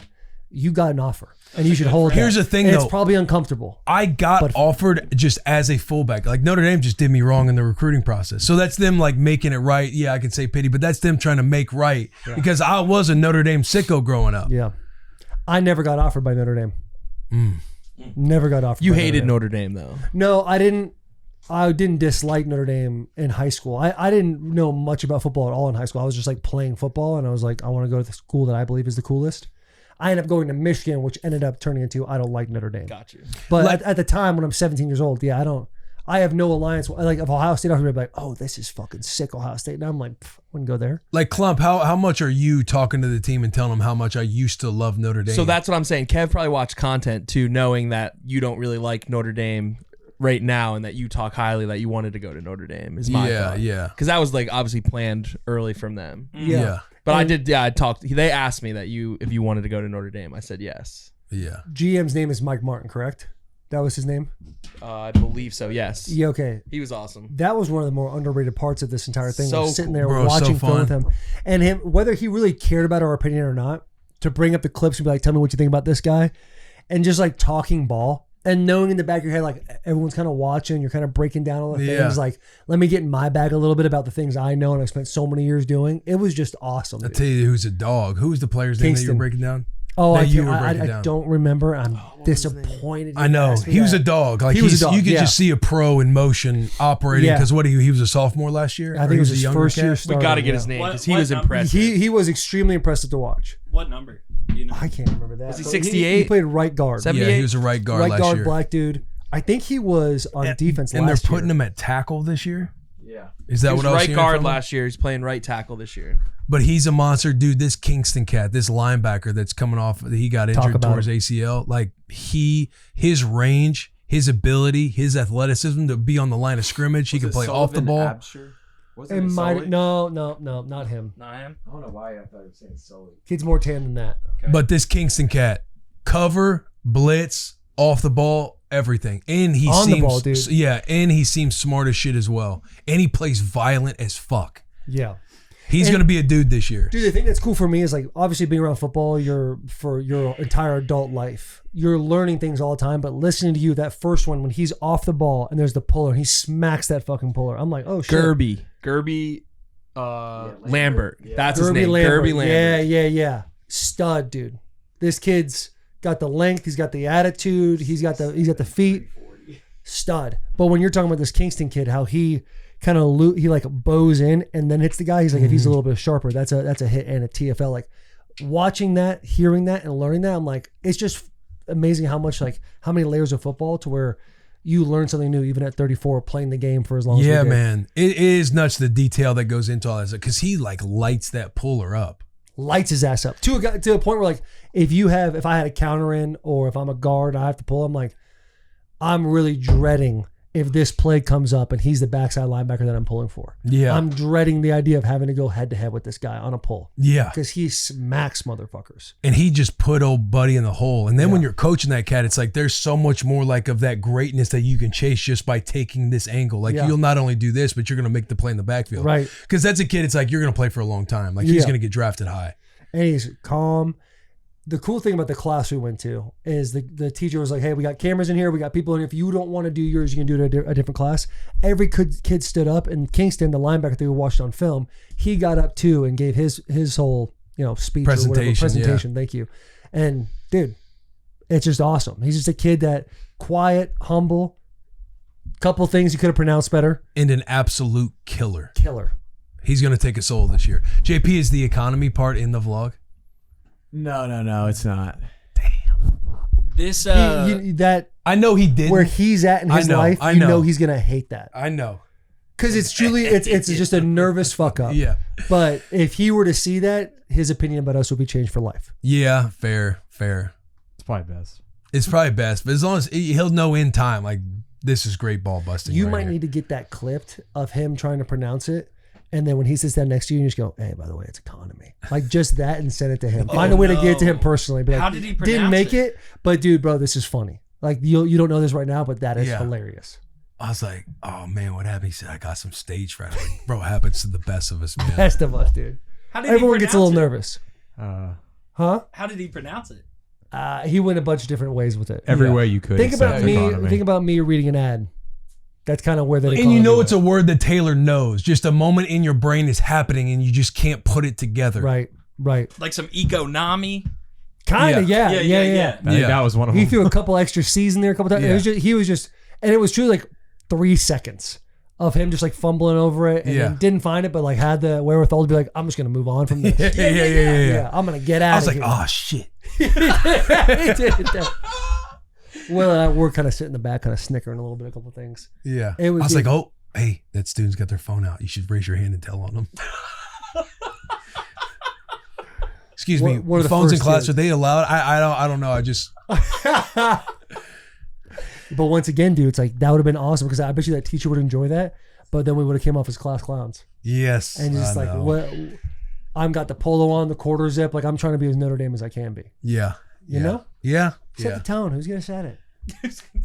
Should we get into some tier talk? We got some tier talk. Did we shout out the spring tour by Phorm and Kevin's Natural Foods? Dude, we didn't talk enough about Phorm. Come we on, didn't talk baby. enough about Phorm. Come on, Because baby. if you think about it, dude, we had a late night at Freeman's house. Got up at 5:30 in the morning.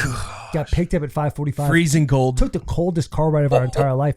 Full day. T-shirt and shorts. Yeah, we're dog tired. Go to a nice dinner. That was incredible. But still dog tired. Have to get up early the next day. If it wasn't for Phorm energy, I don't know if we were able to figure out those 48 hours. And we got to leave some behind for the boys. Got to hook the boys up. Hey, thank God the Miami one wasn't the way the Notre Dame one was. As far as structure, as far as like the time, we got to run to everything. Yeah. We got to do a full workout. Yeah. We're fucking shaking. We got to count the whole time. That was so underrated, bro. The counting Just part? counting. Like 1, 2, 3, 3, 2, 1, and us saying the number we're together. at. I know. They was on our ass, bro. We got the full experience. It was fun. But I'd like to say one thing. Go ahead. They set us up for failure. If you watch the vlog, you're going to see the line, the standard line. It has Bussin' With The Boys. We're below the line. Yeah. The workout started at 6, correct? They picked us up at 5:45. Is this Notre Dame or Michigan? Notre Dame. What did I say? Did I say Michigan? No, I was just wondering. Notre Dame, 5:45 pickup. We get picked up at 5:45. We drive there. They tell us we're below the standard because if you're not 15 minutes early, you're late.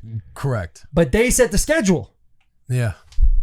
So they were there to pick us up 15 minutes early. Were they really? Yeah. Oh yeah. Obviously. Kev was dialed. Kev was dialed. Kev was dialed. Kev didn't fucking miss, dude. Kev did not miss. Says he's in Nashville a lot. We got to bring him. He's got to stop by. Gotta Has stop to. by, dude. Got him on an episode. Get him on the bus. Get him on the We bus. gotta get him on the bus. Gotta have Kev on the bus, man. We tried to get him to come to Miami.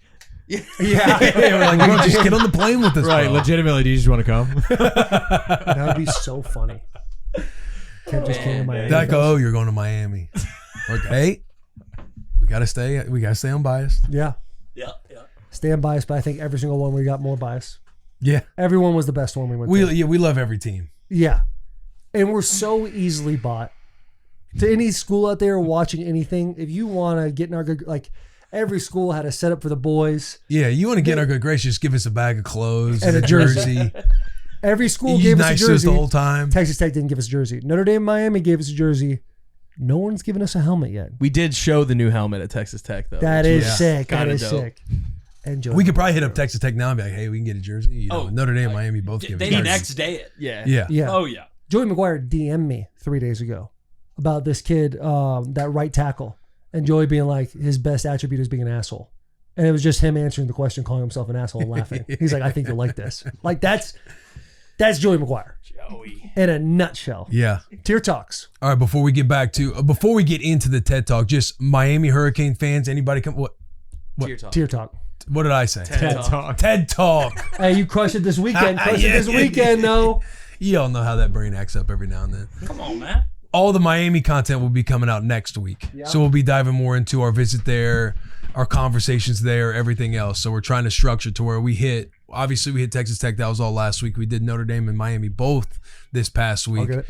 All Notre Dame this week. Next week will be all Miami Hurricanes because that was an unbelievable visit. I did see a lot of Miami Hurricane fans. They were unhappy that they let me on that premise. Unhappy. They were like, You were getting crushed on the Crushed, internet. bro. I'm talking every Miami Hurricanes fan account. It not was- every. No. Oh, There was one that let me know, like, hey, don't worry about all this. Like, we love you. And I'm like, I know y'all do. One defended you and said, of course he's on TV. He has to have like an opposite take every now and then. And then the guy replied to him with like 3 different reasons on why that's not true, and that was your real take. Yeah.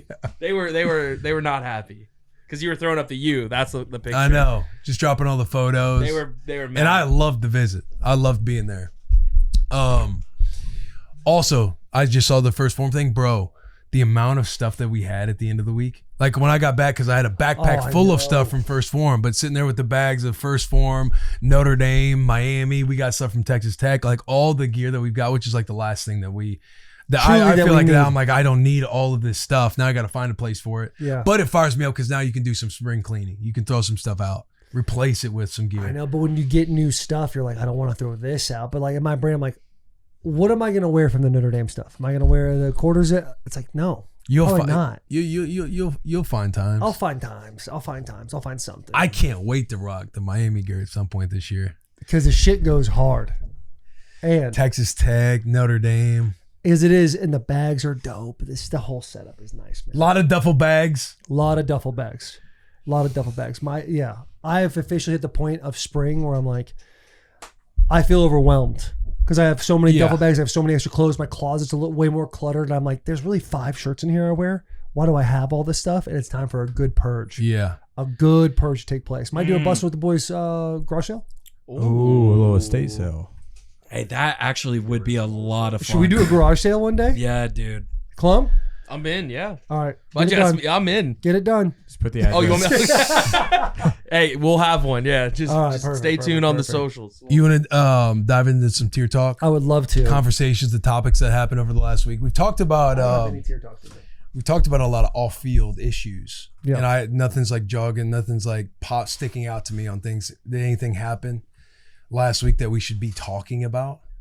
Because we were on the move for like 48 hours, so you kind of miss No bad what's going Wi-Fi on the planes. Yeah, bad Wi-Fi on the plane. You Yeah. kind of can't see what people are talking about. Right. And then once you get off the plane, there's not a whole lot of time because we're one to the next thing to the next thing. So I don't think anything in our world really took place, right? I do have a tier talk here, and this could help us out. Like I put a tweet out like talking about tier talk, and this one comes from Eat Shit 209. Why haven't you said shit about Vrabel yet, pussy? What about Vrabel? Hashtag tier talk. I don't even know. I think something might have happened. Do we want to look it up or we just want to? Looking into it. We'll look into it. I did see that there were some headlines of Raves and Rossini, some photos that got leaked. They're coming out. No. Apparently, a private investigator, like somebody's coming after one of them. Could be Raves. Yeah. Because I saw one where it was like an unidentified female, but then everybody obviously. The internet's been having a great time. How about this? Bussin With The Boys will launch an internal investigation on Vrabel and Rossini and whatever's going on there, and we'll report back. We'll look into it. But as of right now, no comment. As of right now, no comment. Okay, we feel good about that? I think so. Official statement. Does anybody want to have any other statement other than the statement we just made? I think that's good. No further comments after this. Because again, if you guys stay quiet, you'll be complicit. Silence is violence. You're going to be, hey, this is what you believe in if you don't say. I pulled up his Wikipedia page. Everything looks the same. He's the head coach of the Patriots. Okay, that's good. I don't know. All I know is you don't see Robert Saleh in the headlines. Bro, I haven't seen anybody in the headlines because of the Wi-Fi and the movement of what took place last week, and I was ripping packs last night. We're ripping packs. So when I was doing, when we were doing the kind of the Bussin panel, and it was me, Sal, and Newman. We're talking about the start of Bussin With The Boys and everything else. I get to the story of we do our first pod with Delaney. IV almost kills him. The next day, it's up in the team meeting. Vrabel's talking about the shit that gets you beat, distractions off the field, and I just hold for a moment. And I'm like, probably not the best time to be talking about this example. Everybody, we're all like laughing, busting balls and stuff like that. But can't have fun. Yeah, but as I'm talking through it, I'm like, yeah, you know what? Bussin With The Boys happened. But right now, no comment. No comment. No statement will take place right now. As of right now, we could later. Yeah. We reserve the right to make a comment at any point. Yeah. Obviously, yes. This hits us in more of a personal sphere because we know all of the parties involved. So it's like it's like, man, it's like it's none of our business, and also everybody's blowing up about it. Everybody else is gonna have all this and that, the other, and it's like you just want the fucking best for everybody. And people are like, oh, does that mean you think that you condone this? It's like, no, I'm not saying that. I'm just saying, like, bro, I don't want to have an opinion on it. There's so many layers. That's the beauty of our podcast. Because the two direct people, we have relationships with both.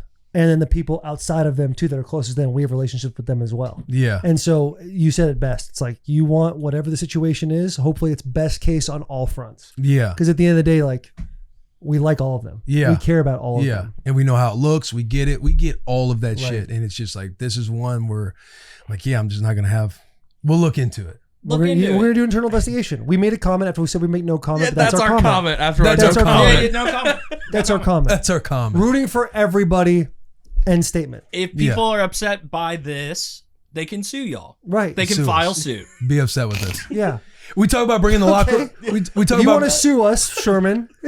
If you want to sue us, sue Sherman Young, and we'll go to bat for you, Sherman. Yeah, any angry comments, actually, just tweet at Sherm. Any angry comments for this? Yeah, Sherm Steve. Any angry comments? Yeah. Sherm will handle all comments on this moving forward. Yes, there we go. That's a good. Sherman Young will handle all comments on this topic moving forward. I think any negative comment, any like negative suggestion, should go to Sherm Stew _2. And then I'll just address it from there. And any suit filings, anything like that, at Shermstew _2. I would honestly love it if you changed your bio to have something in there, be like, bad complaint about Bussin With The Boys, comment here. Okay, that would probably help us. We'll do that today. Kind of like customer service. Hey, and we talk about bringing the locker room to life with our content. Like if we were in the locker room right now, it'd just be put your head down and work. Don't ask too many questions. Yeah. Like you don't do it you would get out and then everyone would have an opinion. Like that's how it works, right? Gossip girls. But we're not going to gossip girl on this show. No pillow talk. No pillow talk. Not right now. No comment. Pillow talk. No comment. Tear talk. Let's go to tier talk. No comment. What else we got on the tier talk? I hope I handled that one for you. What was it? Shit stain 209. You guys don't talk about Vrabel, you bunch of pussies. Like we did do Chase Daniels tier talk earlier in the show. Okay, that was a tier talk. Gotcha. Zach Butler tagged us both and said, once Taylor finishes Game of Thrones, you guys need to do a special episode recapping your favorite moments. Would be so dope. # tier talk. Oh. Rumors of a potential everyone dresses up in Game of Thrones attire. Rumors. Where we recap game of Thrones. And I think it'd be fun if people Dress up like we're involved with castles and Yes. kingdoms. come as like the Has house anybody done that? that you embody. Can we go LARPing? Yeah. Would you guys be down to go? I know you'd be down to go LARPing. 100%. Took me forever. Can we go LARPing? Yeah, I mean, I'm in. I think that's also an original idea. Dungeons and Dragons. think about Dungeons it. and Dragons. Dungeons and Dragons. And we can get a Hey, dude that's really good should we at do it one? to walk us Bring them through on the it. pod. What we need to do I'm caught is up now. I'm caught up now. play Catan as a group. We got to play Catan. Yeah, That's similar. I'm in on that. All right. But yeah, I'm down to do that to recap our favorite parts of the show. Also, next Monday is 420. Do with that as you will. Next Monday. Happy anniversary, for- Taylor. Yeah, Mitch, hell yeah! On Monday, a week from today, my wife and I will be married for 10 years. How sick is Year that? 10. Year Year 10. 10. Didn't make it in the league, made it with my wife, dude. Let's fucking go. Which one matters more? Dude, marriage for sure. Right? Did I say that right? Yes. Okay. Great answer. Hell yeah, dude. Hell yeah. 10 years. Guess I think what it's we're doing? funny. Nothing. I think it's funny you being answer that stupid question. Right? Yeah. Like, But awful I'll say question. this about Mitch. He's been on a heater of this podcast. I don't even know what you said.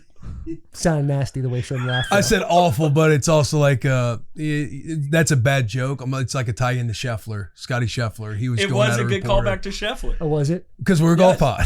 We're a golf pod. Yeah, we're a golf pod now. Yeah. Golf pod didn't watch Scotty one Scheffler's like- swing of the stick this Yeah. weekend. Scheffler's like, oh, that's a bad question. Then sits on it. He's like, oh, that was awful. Scotty, he says that. Mitch, I thought that was a good question. I think you've been on a heater today. Yes. He's been on a The other punchline is about 15 minutes later, he was asked the exact same question, but by a female reporter and answered it. Just so happy. No seeing it. way. Oh, yeah. He just fully was like, great question. Hey, real quick though, how sick is 10 years? That's a nice little Yeah. milestone. That's a nice little milestone. It's a great milestone. Tin or aluminum. That's the year. That's the theme for the 10 year. All right, get her a tin of Lucy is what I'll get her. Put this in your lips, sweetheart. Shout out. Go ahead. Get her a couple breakers. Well, we got a baby inside you? Go ahead. Hey, I saw that the tin. Soup that baby up, sweet girl. Bad take. Bad clean. No longer clean take. Bad take. Bad take. There's a joke. We can't have fun. Can't have fun. Can't have fun on the show anymore. Just tag me if that upset If you. that upset people, tag Sherm Yeah. Stew_2. Speaking of having fun, real quick, we've talked about this since Chris Long came on the episode 3 years ago. Are we ever going to do a True to Nature 420 episode? Sort of what I was getting at, but happy anniversary. Boys trying to get on some vitamins right now. Just a thought. We've done that though with jelly. Yeah, but like, going into the Miami episode. I think that's kind of awesome. I mean, I don't know. Just a thought. It's a thought. We're having fun. We're having It's fun. what it is a great thought. No bad ideas in a brainstorm. No bad ideas. And if you think it's a bad idea, Sherm Stew _2. All right, we feel good, yeah. Hang on, there might be another tier talk. Okay, get it in Let me see then. if there's Get it another in tier talk. then. Gotta get that lie detector test going. Absolutely. I would love to do that. Oh, here's a golf pod. Hashtag tier talk. Which golfer would you guys most want to bring in on the bus for an interview? Tiger Woods. We've Tiger had Max Woods. Homa. That's an awful question. It's Come very on, obvious. man. Scotty Scheffler. Ooh. Scotty would Not be the fun. Taylor. Yeah. I don't know. Taylor wants Tiger Woods. Tiger's a great one, Taylor. What about a John Daly? John Daly would be great. John Daly would be John Daly would be fun. awesome. I Is stand Jack with Taylor. Nicklaus still?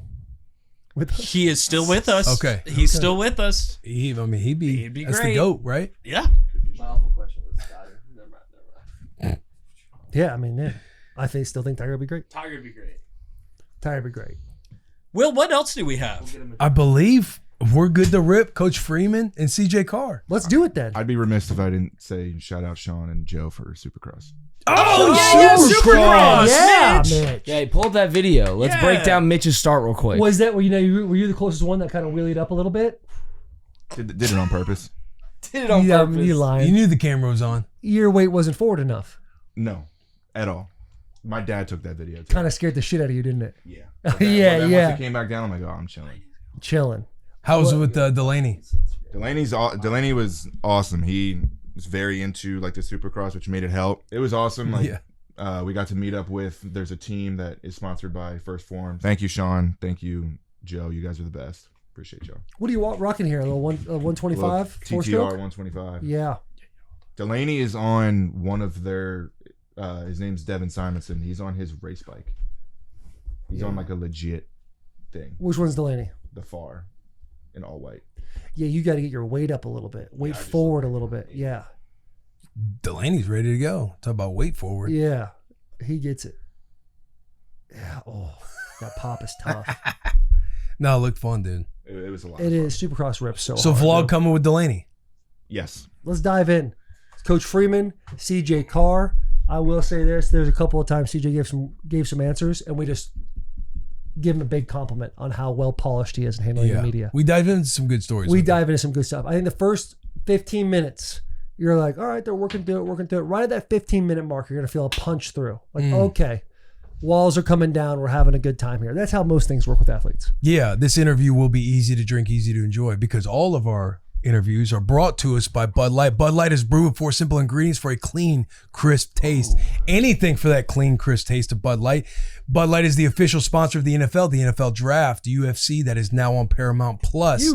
Partners include Peyton Manning, George Kittle, to name a couple. You also got Bussin With The Boys. Stock up now on Bud Light. Head to www.budlight.com/locator to find a store near you. Easy to drink, easy to enjoy. This interview is very easy to enjoy. It's clean and crisp, just like Coach Freeman's hairline.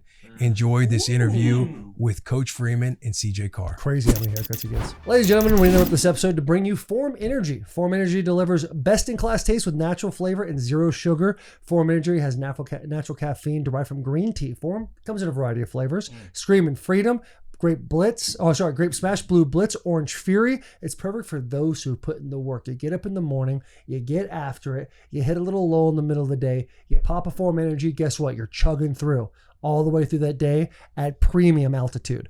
Phorm Energy, we do the work. And if you need a nice little tasty treat at the end of the day, because Phorm Energy will give you the juice at the beginning, at the end of the day, you can crack open a nice ice cold Neutral. Neutral tastes great, tastes so much better than anything else that's out there. Neutral is made with real vodka and real juice. That's what makes it taste delicious, boys. Neutral comes in a variety of flavors like watermelon, orange, black cherry, peach, and blueberry, the new ones.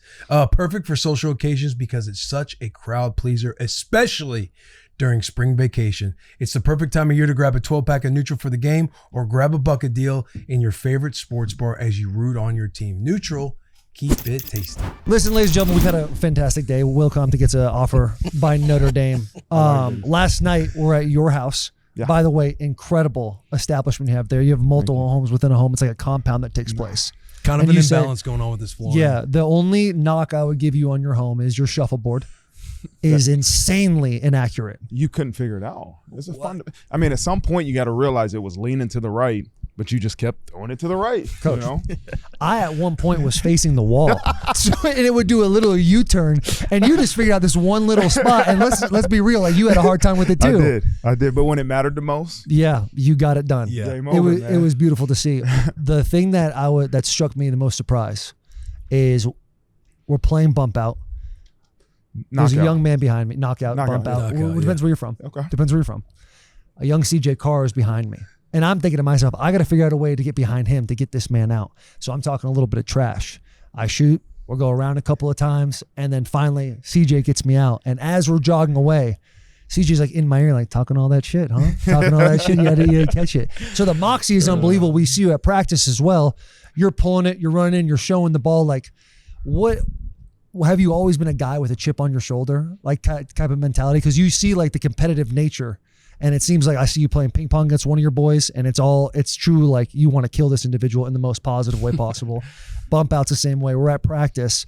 Like there's a true leadership feeling about you. Is that something that is a learned thing, or is that how you've always been since a kid?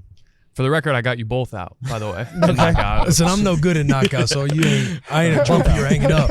Bump But out. yeah, Depends where you're from. growing up, we were in a house with 3 boys. My dad played football at Michigan, and there were never like toys around our house. It was just balls, whether it was football, basketball, baseball, tennis, volleyball. All we did growing up was compete, whatever, so it's kind of just hardwired in me, and whatever game we're playing, I'm playing to win, and that's the way it's always been in my family. You obviously pay for a hell of a head coach. What made you land on wanting to go to Notre Dame? It was the people. I remember visiting here 3 or 4 times before I committed, and every time I came back, it just felt like more and more like home. And I remember we were driving a golf cart around here, probably my 3rd time visiting, and I started to like call the buildings by their nicknames, like, hey, let's go to the Goog, or let's go to, here and here. And at that point, it was like, this feels like home. Every person I talk to, students, players, I've never met somebody who doesn't love Notre Dame and doesn't want to be here. Everyone I talk to, Notre Dame's the best place on earth, and I wouldn't want it any other way. So I think I picked a good spot. We were having a conversation last night about CJ and his competitive nature. And when he first came in, and when you knew, like, oh, this guy's going to be a guy. He's going to be a dude. Do you want to share a piece of that story at all? So he still should have been in high school, little snotty-nosed senior. He came in for bowl practice, and this might have been his first, second practice. I'll never forget, he threw a ball to Charlie Sona, and I don't know if I can't remember if he dropped it, ran the wrong route or whatever. I'm yelling. No, he caught the touchdown.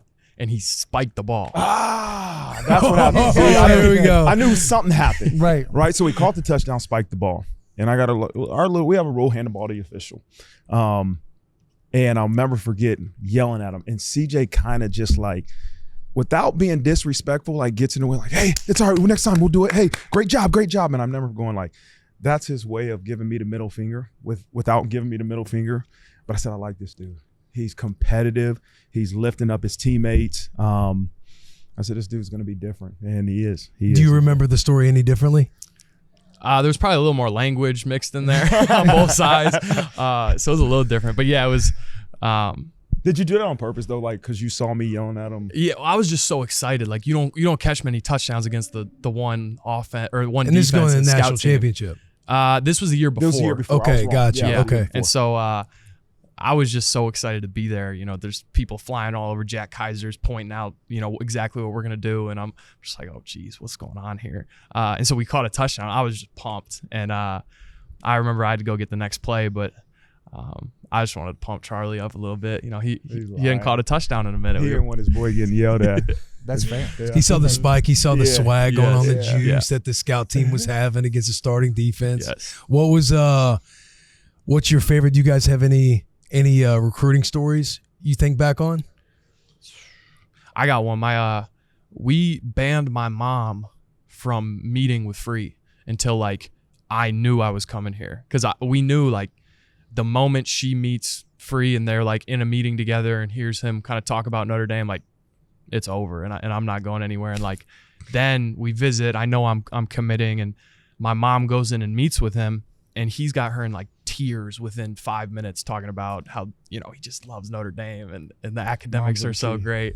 Moms and so, are always the key. You got the game. Moms are always the key. It was over. That's how my son committed to Cornell. Like all these college coaches were calling me. I never talked to Cornell one time.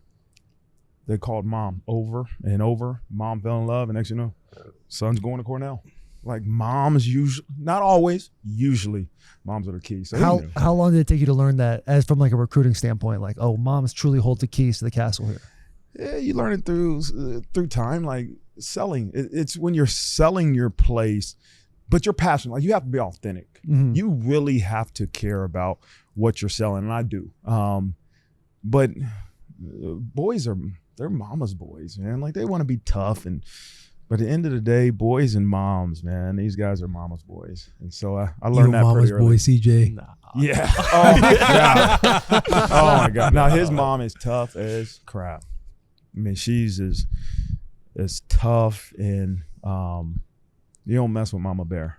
I remember one time he got hurt in practice, and I haven't told many people the story. The team knows this, but this is a kind of an in-house story. But he got hurt in practice. He was redshirting, and I remember calling his mom and telling her, and it was not a good conversation. She was not happy with me, and rightfully so, right? As the head coach, I got to protect our quarterbacks, but I remember getting off that phone, and I said, the next day we had a staff meeting, I said, not one of y'all have experienced what I just experienced talking to Tammy Carr yesterday. And so if you can't get your guys to do exactly what we want them to do, blah, blah, blah, blah, blah. But his mama, Tammy Carr, does not play. Mm-mm. How long did it take your parents to put on blue and gold? My mom was in right away. She put it on the day I committed, and my dad said, when you get here, I'll start to transition. Start to buy into the process. Yes. And now his whole, I bring home all my stuff, and half his wardrobe is Notre Dame, and they're fully bought into the culture and the family. And But then Tommy's at Michigan now. yeah, Tommy's at That's Michigan. crazy. He's Right. loving And it. we had this conversation on Zoom when you came on Bussin With The Boys. We've got to figure out a way to get that rivalry back. Yeah, for sure. Because it is, it's sure. historic. For Yeah, sure. when I walk around a place like this, there's so many similar parallels Yeah. to Michigan and Notre Dame, the history, all that stuff. It's like, it's got to come back, that early season rivalry. I agree 100%. Yeah, we got to get it. How do you feel walking around Notre Dame's campus I'll be as honest, a Michigan man? I wanted to not like it. I wanted to be like, this place is all right, a little more uppity than I want it to be. Kind of like the stereotype that people got to give Notre Dame a bad light of. Yeah. These guys don't like to have fun. It's a bit more, it's like too tight. Unfortunately, like I've been very impressed. Yeah, they got us jerseys too. By the way, do we get to keep those do we jerseys? get to keep our jerseys? I didn't know he gave you jerseys. Oh, yeah, in the stadium. Yeah. The player 77, locker room, 51. I mean, I wore mine and I was ready to wear it out, but Kevin's like, "Hey, we kind of need the jersey back." I was like, "Why? I got to take this off." we'll check and see. If it's up to me, yes. You're the head coach. That's but I that don't- man, listen, Kev. It's on you You now. hear that? We got. Hey, listen. Just know this: it go up in my garage. It go up in the weight room. I put mine at the bus. It would be sitting right there. All right, there we go. Fair enough. Fair enough. What was going back to last year in camp? You're in a quarterback battle. This is kind of for both of you, but like, at what point did you think, okay, I am definitely the guy for this job? And at what point were you like, all right, CJ is going to be the guy? You thought you were the guy the whole time. Like, Yeah, that's probably a bad question. yeah, he did. I remember when he walked into my office to have this conversation. He had this walk like, I know I'm the guy, and like, tell me I'm the guy. And I kind of like, I didn't want to be overly excited. I wanted him to get a little bit nervous, and he did. Like, he got a little bit nervous, and I go back and I watch the video because it's on video, but he has that confidence about him. Like, from the day he got here, even when he committed, I've said this before, like, he's got a personality you want to follow. Even as a head coach, like, you want to follow your quarterback. Like, that guy's leading your program, and he has that, and he had to earn it. But there wasn't much doubt that he was going to earn it, and he did. He earned it. When you're in the middle of a quarterback battle, and like, I'm the guy, the confidence you have, feeling like, all right, I feel like it's been put on tape enough. Is it frustrating for you not getting the answer? Because obviously for Coach Freeman, like, you've been a player. We've all been a part of the battles that go on where it's like, is this really a battle, or what are we doing, or how much are we going to live in this gray area of not knowing? Like, for both of you guys, like for you, CJ, starting with you, like, was it frustrating for you at times? Yeah, for sure. I think there's so many emotions that go through it at times. You have a bad practice, and it's like the whole weight of the world's on your back. Just You're like, damn, am I going to be judged by this day I just exactly. had? But then I really appreciated the way they did it because like Gino, our quarterback coach, it was never like one day is going to affect the decision. It was, we're going to let you guys battle it out in the fall, and one good day isn't going to affect it or decide it, and one bad day isn't going to decide it. And so just try to keep showing up and doing your job and sticking to your process. And so it was both. I think I appreciated the way they did it, and also at the same time it was like, this is it wasn't the most fun thing you go through, but because then you're overthinking too at times. It's like you might go for a scrimmage on Saturday, and the other guy might be getting the 1 reps, and you're like, I wonder if this means no doubt that Yeah, they're the looking mental for him. warfare that takes place. No doubt. You know it too as a player. Like, what is something that you've learned now as a head coach that you didn't really appreciate or felt like you respected at the time that coaches did for you as a player, but now you're like, I get this? Yeah, I think being intentional about trying to put your players in competition, because I think it brings out the best in them. And I say that, and I think you're a better version of yourself now that you're the starter, but you have to try to create competition to see which guys will rise to the top. And so I think back to my college, we all can think back to different points where we are in competition. And sometimes we chose to believe we shouldn't be in competition. I think as we get older and we look back, we go, that dude I was competing with was really good. I mean, I remember starting as a sophomore and junior, and in my senior year, I'm kind of competing with a guy, and he ended up being a really good player. And so you always think at times like, man, the coach is doing me dirty. And at the end of the day, like, we're going to play the best players. Can we create competition in practice? If we can, let's do it. But at the end of the day, we're not going to screw our guys over. We got to play the best ones to give us a chance to win. There's a method to the madness. Yeah. Is there any in the NFL, like with guys getting paid, when a guy's get drafted in the first round, he's going to be kind of thrusted into a role? Have you seen any of that with college football and NIL? Like you bring a guy in, you pay him a lot of money. Is there like a certain like feeling, or maybe some coaches are probably pushing for a guy that might not be ready, but because of the pay amount?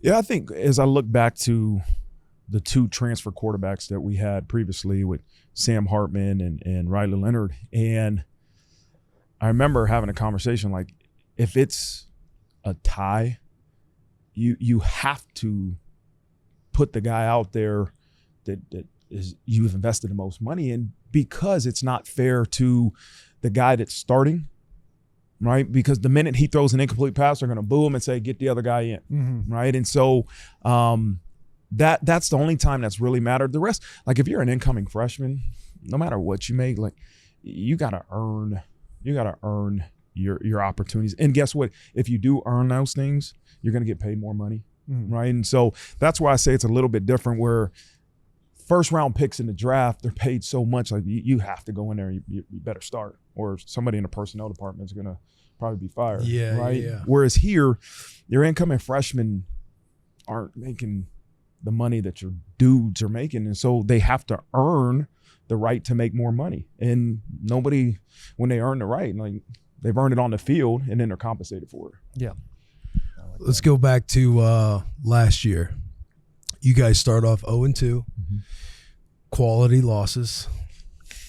Go on 10 games in a, lost one game by one play that was a holding.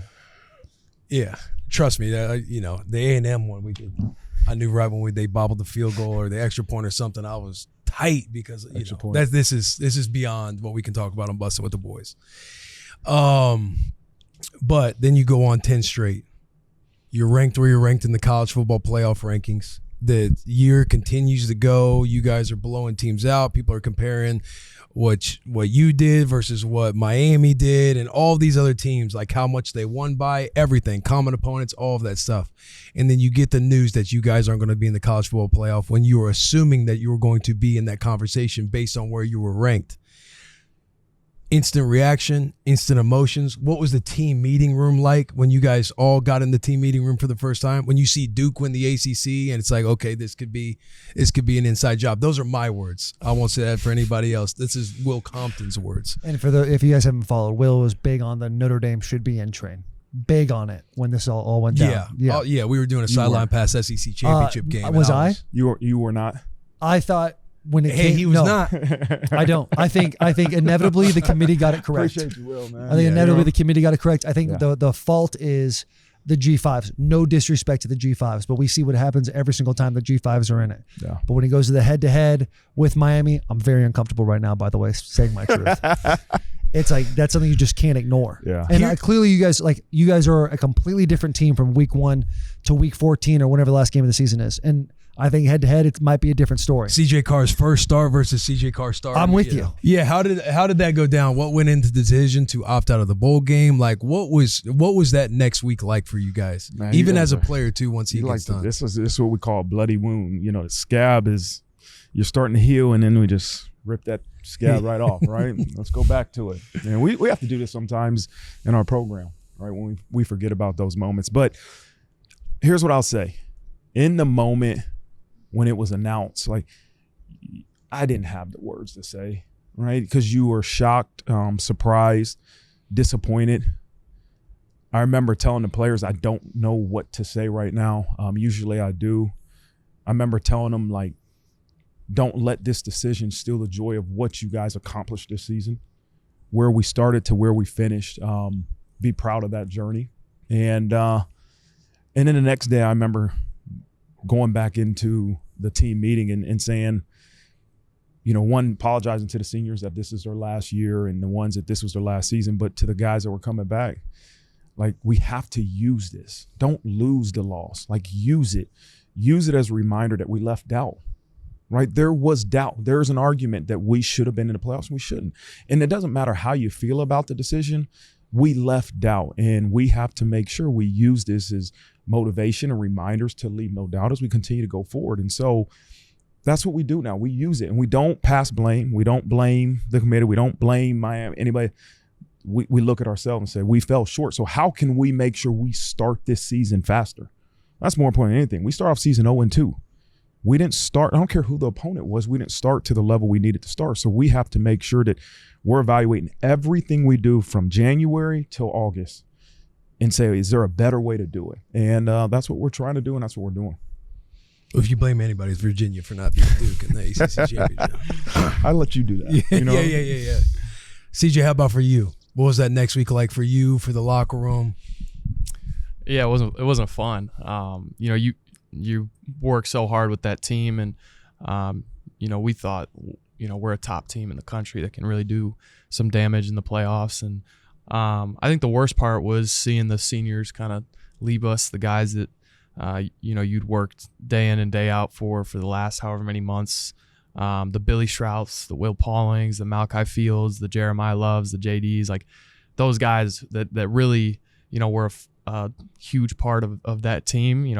That you didn't know it was your last game with them, was Stanford and under the lights. Like that was the last time you were going to be on a field with some of your best friends. And so I think that, like, from a player's perspective, from the locker room perspective, like that was a really hard way to kind of see the season go. And like Free said, like hopefully we can use that, and we get the results we're looking for this next year, because we got some really good players. I mean, it's just, as I listen to CJ, it's like, how old are you now? 36. 34. Like, no matter if you're 36, 34, 40, 20, like, blows as you continue, like, things like this happen. And you might not think they're fair. Usually they are fair. At some point you realize that, like, but these are things that happen in life. You're going to lose games. You're going to get disappointments. My son's going to lose in wrestling. Like, and we have to use these experiences to make us better. Like, there's more coming for all of us. There are more disappointments and things we don't think is fair, but it's going to happen, and we got to use it, and we got to continue to be better because of it. And that's the mindset I take when I think about the future, and I think about some of the things that has happened and will happen. As we sit here in April, halfway through spring ball, like when I go and I listen to, the super fans of Notre Dame, and they talk about this roster, the only thing they really talk about is like, how do you replace Jeremiah Love, which is clear. But from top to bottom, now you guys only take 7 transfers, but you're a top 10 portal class. Like, you guys have been the top 10 for recruiting in general. Like, when you evaluate your team now where you're at compared to where you were last year, how do you feel about the team? And same question for you, CJ, when you're just evaluating as a second-year starter. You want to start? Sure. I'm excited for this squad and this team, and like you said, like the transfers that come in have immediately meshed in the locker room and are already part of the family of Notre Dame, and seeing them come out here every day and step into roles that need guys to step up in has been exciting. And I'm just excited to continue on the path with those guys. Like I said, like the best memories you have of last season are playing with the guys who aren't here, and it's a whole new set of guys in there, some the same. I'm just excited to continue to work throughout spring, summer, fall, and then into the season. CJ saying they're coming for it all. That's what he's saying. that was yeah. He's doing a great job. He knows the microphones are on right now, but truly wants to say is like, oh, yeah, we're fucking taking everything. That's what he wants to say. He sits in his car every day, he closes the door, he looks at himself in the rearview mirror, he's like, we're coming for everything this year. Yeah. And then he turns up whatever music he's into. Probably the Rudy theme track. Or like Eminem, Lose Yourself takes place. Yeah, every white boy anthem ever. Yeah. Or like NBA Youngboy. Yeah. Yeah. You like NBA Youngboy? No, my brother loves NBA Youngboy. What is your genre of music you're into? I'm all over the place. My one of our quarterback GAs kind of put me on to like some of the house music stuff, some reggae in there, and so we're all over the place in the quarterback room. What are you guys? I'm just whatever, mostly kids music, like whatever my daughter likes. We'll be rocking Taylor Swift, Gracie's Corner. Whatever she wants on is pretty much what I'm listening to. If I'm by myself, it's mainly like podcasts. Yeah. My daughters, they're big into with that K-pop Demon Hunters movie. big into golden. They love it. My youngest, she'll get on the top of the kitchen counter and she'll just belt it out. Every song, knows them all. For me, I'm stuck in 1997 to 2005. Like Blink-182 to me is the greatest band of all time. Can't beat them. Most influential band of all time.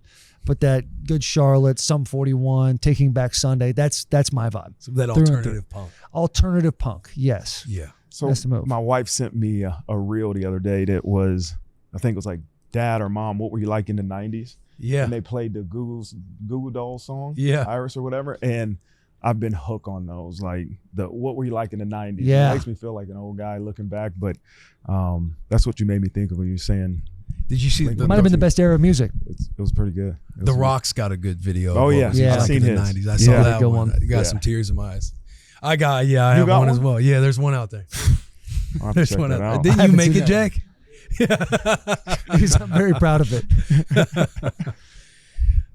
But what is the evaluation that you look at right now? Like where you guys are doing better, where you think you need to improve on in certain areas at this point in spring? Yeah, you learn through experience, right? I remember in like 24, we had a really, really good, talented team, and I was overly excited. Like, this is the most talented roster we've ever had, and we lose in Illinois, and you get humbled really fast. And the roster, the ceiling's high. We got a high ceiling. We got to keep doing the work, man. Like, we can sit here and daydream about how high our ceiling is, or just go to work and find ways to improve and just keep chasing that full potential. And we have to become a more consistent football team. Today we finished practice 7 and there's areas of improvement. Like, how do we get consistent in doing our jobs right every single play?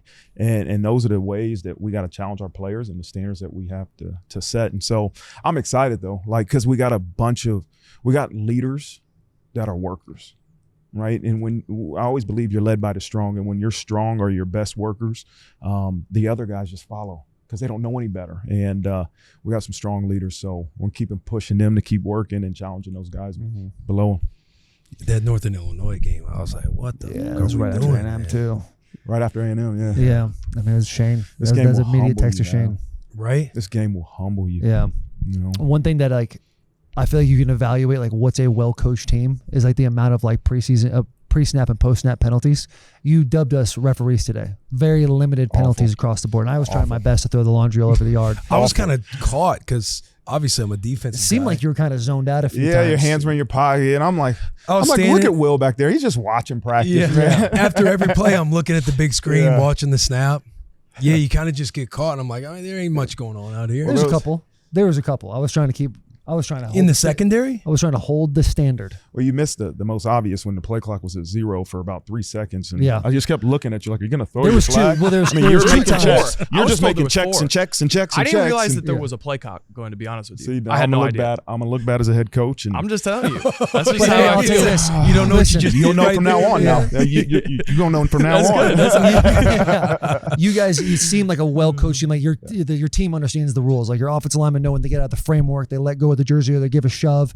Guys are really good, intentional with their hands. Like, how much goes into that from a coaching standpoint of making sure these guys understand the rules and use the rules to their advantage? Yeah, it's important, right? Is that like, don't beat Notre Dame is something we talk about all the time. And pre-snap, post-snap penalties, playing with bad fundamentals, that beats Notre Dame. Aggressive penalties we'll take every day, right? If we're the least penalized team, then we're not the team that I want to coach. But we can't have stupid, undisciplined penalties. Those are the ones that will kill you. And so we have to show them. We'll watch the mistakes of others. We do that all the time. We watch other people make mistakes so we don't repeat them. And we just got to keep educating our guys on how to play the game properly, but with the violence and the intentionality that we demand. Your name flirted around a lot when the New York Giants head job was up.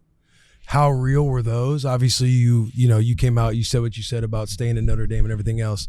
But I feel like your name's going to continue to come up year in and year out with the NFL, not knowing if you have aspirations for it. But how real do those conversations get? And what is the thought process that goes into if you even were to make a decision like that between going to the NFL or staying where you're at? Yeah, I don't want to give a cliche answer, but I believe this strongly. Like, with team success comes individual opportunities. And so I hope conversations like this continue to happen because that means our team is doing really, really good. And They're gonna, people they want to give credit to one. They're gonna give it to the quarterback when we win. They're gonna give it to the head coach. They're gonna fire me when we lose, and they want me to replace you when we lose. But we know it takes people, and that's why I was in that situation in the offseason. I used it as an opportunity. I don't know. I've never coached the NFL. I was in the NFL for 1 year. I used an opportunity to figure out what is being a head coach in the NFL entail. What's the differences? How do you work with GMs and the salary cap and all these different things? And it was good for me to learn. But I finished the statements like I'm as happy at this place with these group of young people, this coaching staff, this support I have in this year. Like, this is special. And I hope you guys are feeling it right now. Like, it's a special place with special people that you get to impact their lives. Like, and that's what I love about coaching 18 to 22 year olds. Like, you can pour in and impact 120 guys or 105 guys. And that's why, not just the starters, not just the ones that play. And I love that. That's my why, right? Why you go to work every day is to try to impact these young people. And so I'm happy, man. Yeah. I'm good. Yeah. How is it for you when you see your head coach? So for an example, like I remember when Coach Bo, I wanted to say there would be rumors about him potentially going to Miami or wanting to go to the NFL. And you as an innocent player, you're not thinking, you just don't, you're just in the box. You're like, oh, this is my head coach. These are my guys, like everything else. And then when you see it or you see that it's rumored or something else, like I know for me, I'm like, I need to hit Coach Bo up or I need to go to his office. Like, hey, what's going on? What is it like for you as a player in that situation when you see your head coach in headlines like that? Yeah, it's not hitting Free up, making sure he's staying up. But what are we talking about? Yeah, I think like looking back at the recruiting process, I think people told me like growing up not to commit to a coach, and I think just nowadays it's such a hard thing to navigate because Free's such a huge part of why I picked Notre Dame, and his job is to bring in the best coaches in America to make sure our team achieves success. And so you hear those rumors and there's a little bit of anxiety of like, is this real? Right. Is this not? Just because you don't want Free to leave. He's the best coach in America, and you trust him and you've built this relationship with him, but also you trust him. I hope y'all are enjoying the Notre Dame interview, but we got to take a second. Notre Dame, they don't cut corners. They never have. The Fighting Irish have never cut corners, and they never will. The Fighting Irish do things the right way. Always have. And that's how we move too. No shortcuts. That's why we eat Kevin's. Clean ingredients, no fillers, no nonsense. And it actually tastes good. Loaded with protein, that's doing things the right way. That's championship level fuel. Just like Notre Dame. We're very locked in right now. Extremely locked in right now.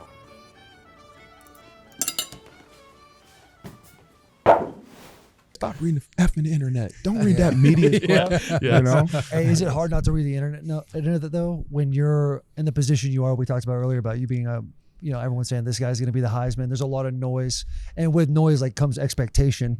And when you have a bad game, everyone one way or another sees it or hears about it. People, passionate fans are passionate on both sides of the ball when you guys win and lose. Like how is it for you in this? The way social media is now, the way everyone has their opinions, every dumb ex-athlete has a podcast to judge you and how you guys handle things. Like, how is it for you with all this excess noise around? It's not crazy. You'd think it'd be, at least for me, it's I think when we win and lose, in that locker room, the opinion and the expectations are so high that that's kind of all you hear is I'm not on a bunch of social media all the time and reading everything because the opinions in the locker room are so high and the opinions and expectations I have for myself and this team are so high that nothing else kind of really matters. And I think that speaks for most of that locker room too. Like, we're so invested in what goes on in there, and everything else is noise and kind of in the way and just distracts from getting better today and reaching the goals that we want to reach. Yeah. I love that. Yeah. You can't read into social media too much. There's nothing worse than sitting there. I tell you what, putting your name in the search bar. We've all done it. I've been there. Right? You'll have a game and I'll be like, man, when you were playing, He maybe might as a do- coach, yeah. maybe once. Yeah, you put it in there, you just kind of scroll and you're like, I feel like we had a pretty good game. Everybody's a victim to that, dude. And it's like you'll see 10 comments and like, let's just say you had a great game. 9 of them are like, this dude's the man. And then you see one that's like, this guy kind of sucks. And you're like, something about that one just suffocates my soul a little bit. Yeah, like, oh, I had a pretty good game today. Let me see what they're saying about old Willie boy. Oh, they still think I suck. They still think I'm ass. Exactly. Yeah, and you got to be careful reading on social media. Which I do want to ask, like, how are you as a wrestling dad? Like, what do you mean? In what I don't way? know. I don't know if this is subconsciously like something I saw on social media, but it seems like you're a very intentional, bought in as a wrestling dad, like going to watch your boy wrestle. Ooh, He's talking about the I passion. don't. I Yeah, don't the passion that you have. I went to one wrestling match this year. In January? Yeah. And it wasn't good, you know? And so it reminded me why I don't go to wrestling matches. And you know, another reason is because, you know, people look at you, right? And sometimes I want to be a parent, right? And if I'm there in person, I know people are looking at me, so I kind of sit there and don't move and just act like I'm non-emotional. But in my office, when I watch on my iPad, I can move and get out. I can be a father, and so I enjoy it way better in my office, and I stay out of headlines when I'm watching it in my office. Yeah, fair enough. Wrestling's intense now. It's fandom in wrestling. You're bought in. Yeah. Like you said, you're like moving, grooving. Right? Yeah, I wrestle. But I felt more like I didn't like wrestling. My parents kind of made me wrestle because it benefited football. But my brother Cody, he was really good. And I felt like I was just as invested in watching Cody out there wrestle because he was like ranked in the country. And you know, when he had a primetime match or when he got to state, when he was going to wrestle the dudes at state, and you're kind of just, you're sweating, you're up there, you kind of have anxiety. You want him to win so badly. I love the wrestling culture, bro. Yeah. Traveling around the Triple Crown. Reno, Tulsa. That wrestling community is small, but they're nuts, man, in a good way. Yeah, it's a. You got 4 of them. 4 now. 4 wrestlers. The 3 other boys, they're like what you just said. Like there's no option. They have to wrestle. Yeah. Vinny's to the point now he gets to choose to wrestle, but those 3 boys are gonna keep him in there because I think that builds character. It's really good fundamentals and stuff, but like you have to learn how to lose. And football's the greatest team sport. Right. And I often say this, when we have success, you point. It's because of CJ Carr. It's because of you. It's because of you. It's because of you. But when we have failure, when we lose, I say, this is wrestling. I want everybody to say it's my fault. Because in wrestling, you lose. Who are you going to blame? Just you out there. It's just you. But we have to be able to do that. We have to be able to say, it is my fault. It's not your fault. Because outside of here, they blame somebody else, and it's easy to follow that. But we need to look at ourselves when we have failure and point to other people when we have success. Yeah. How difficult is that as a coach when you have players that are clearly making a lot of money? Everybody who's coming to Notre Dame was the man in their hometown, 4-star, 5-star guys, and so they're so used to everybody kind of patting them on the ass all the time. Yeah. And now they come in, things are faster, they're making a lot of mistakes. One thing I noticed is like with football players, it's very difficult to instill accountability. Mm-hmm. And have you noticed that be an issue with like kind of this new era of NIL at all? Yeah, I mean, a lot depends on how you're raised, right? And are you raised to take accountability? Are you raised to look at yourself and not blame others? But it's an everyday message in our program, right? And I think there's parallels between making the choice to put Notre Dame in front of yourself, which we all have to do if we want to achieve the goals we want, right? And then saying, okay, if I choose to be selfless and put Notre Dame in front of myself, I can blame myself when we don't have success, right? And it's my job to get them to understand why that's so important.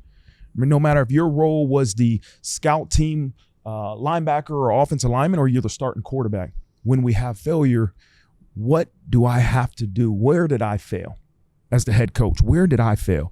And when we have success, to be able to say, you know what, quarterback, good job, but I'm going to tell the scout team offensive lineman, great job too. Mm-hmm. Right? We've gotten away from players of the game. We've gotten away from game balls because it kind of was mixed messaging with what I believe in. Your role doesn't determine your value in our program. Well, why am I going to give the game ball to CJ Carr because he threw 3 touchdowns? But the scout team DB that did exactly what he was supposed to do every single day, all week long, that gave him that look, why doesn't he deserve a game ball? Mm-hmm. Right? And so I've kind of like, we have to put Notre Dame in front of ourselves. Right? And I think there's parallels between that and having accountability.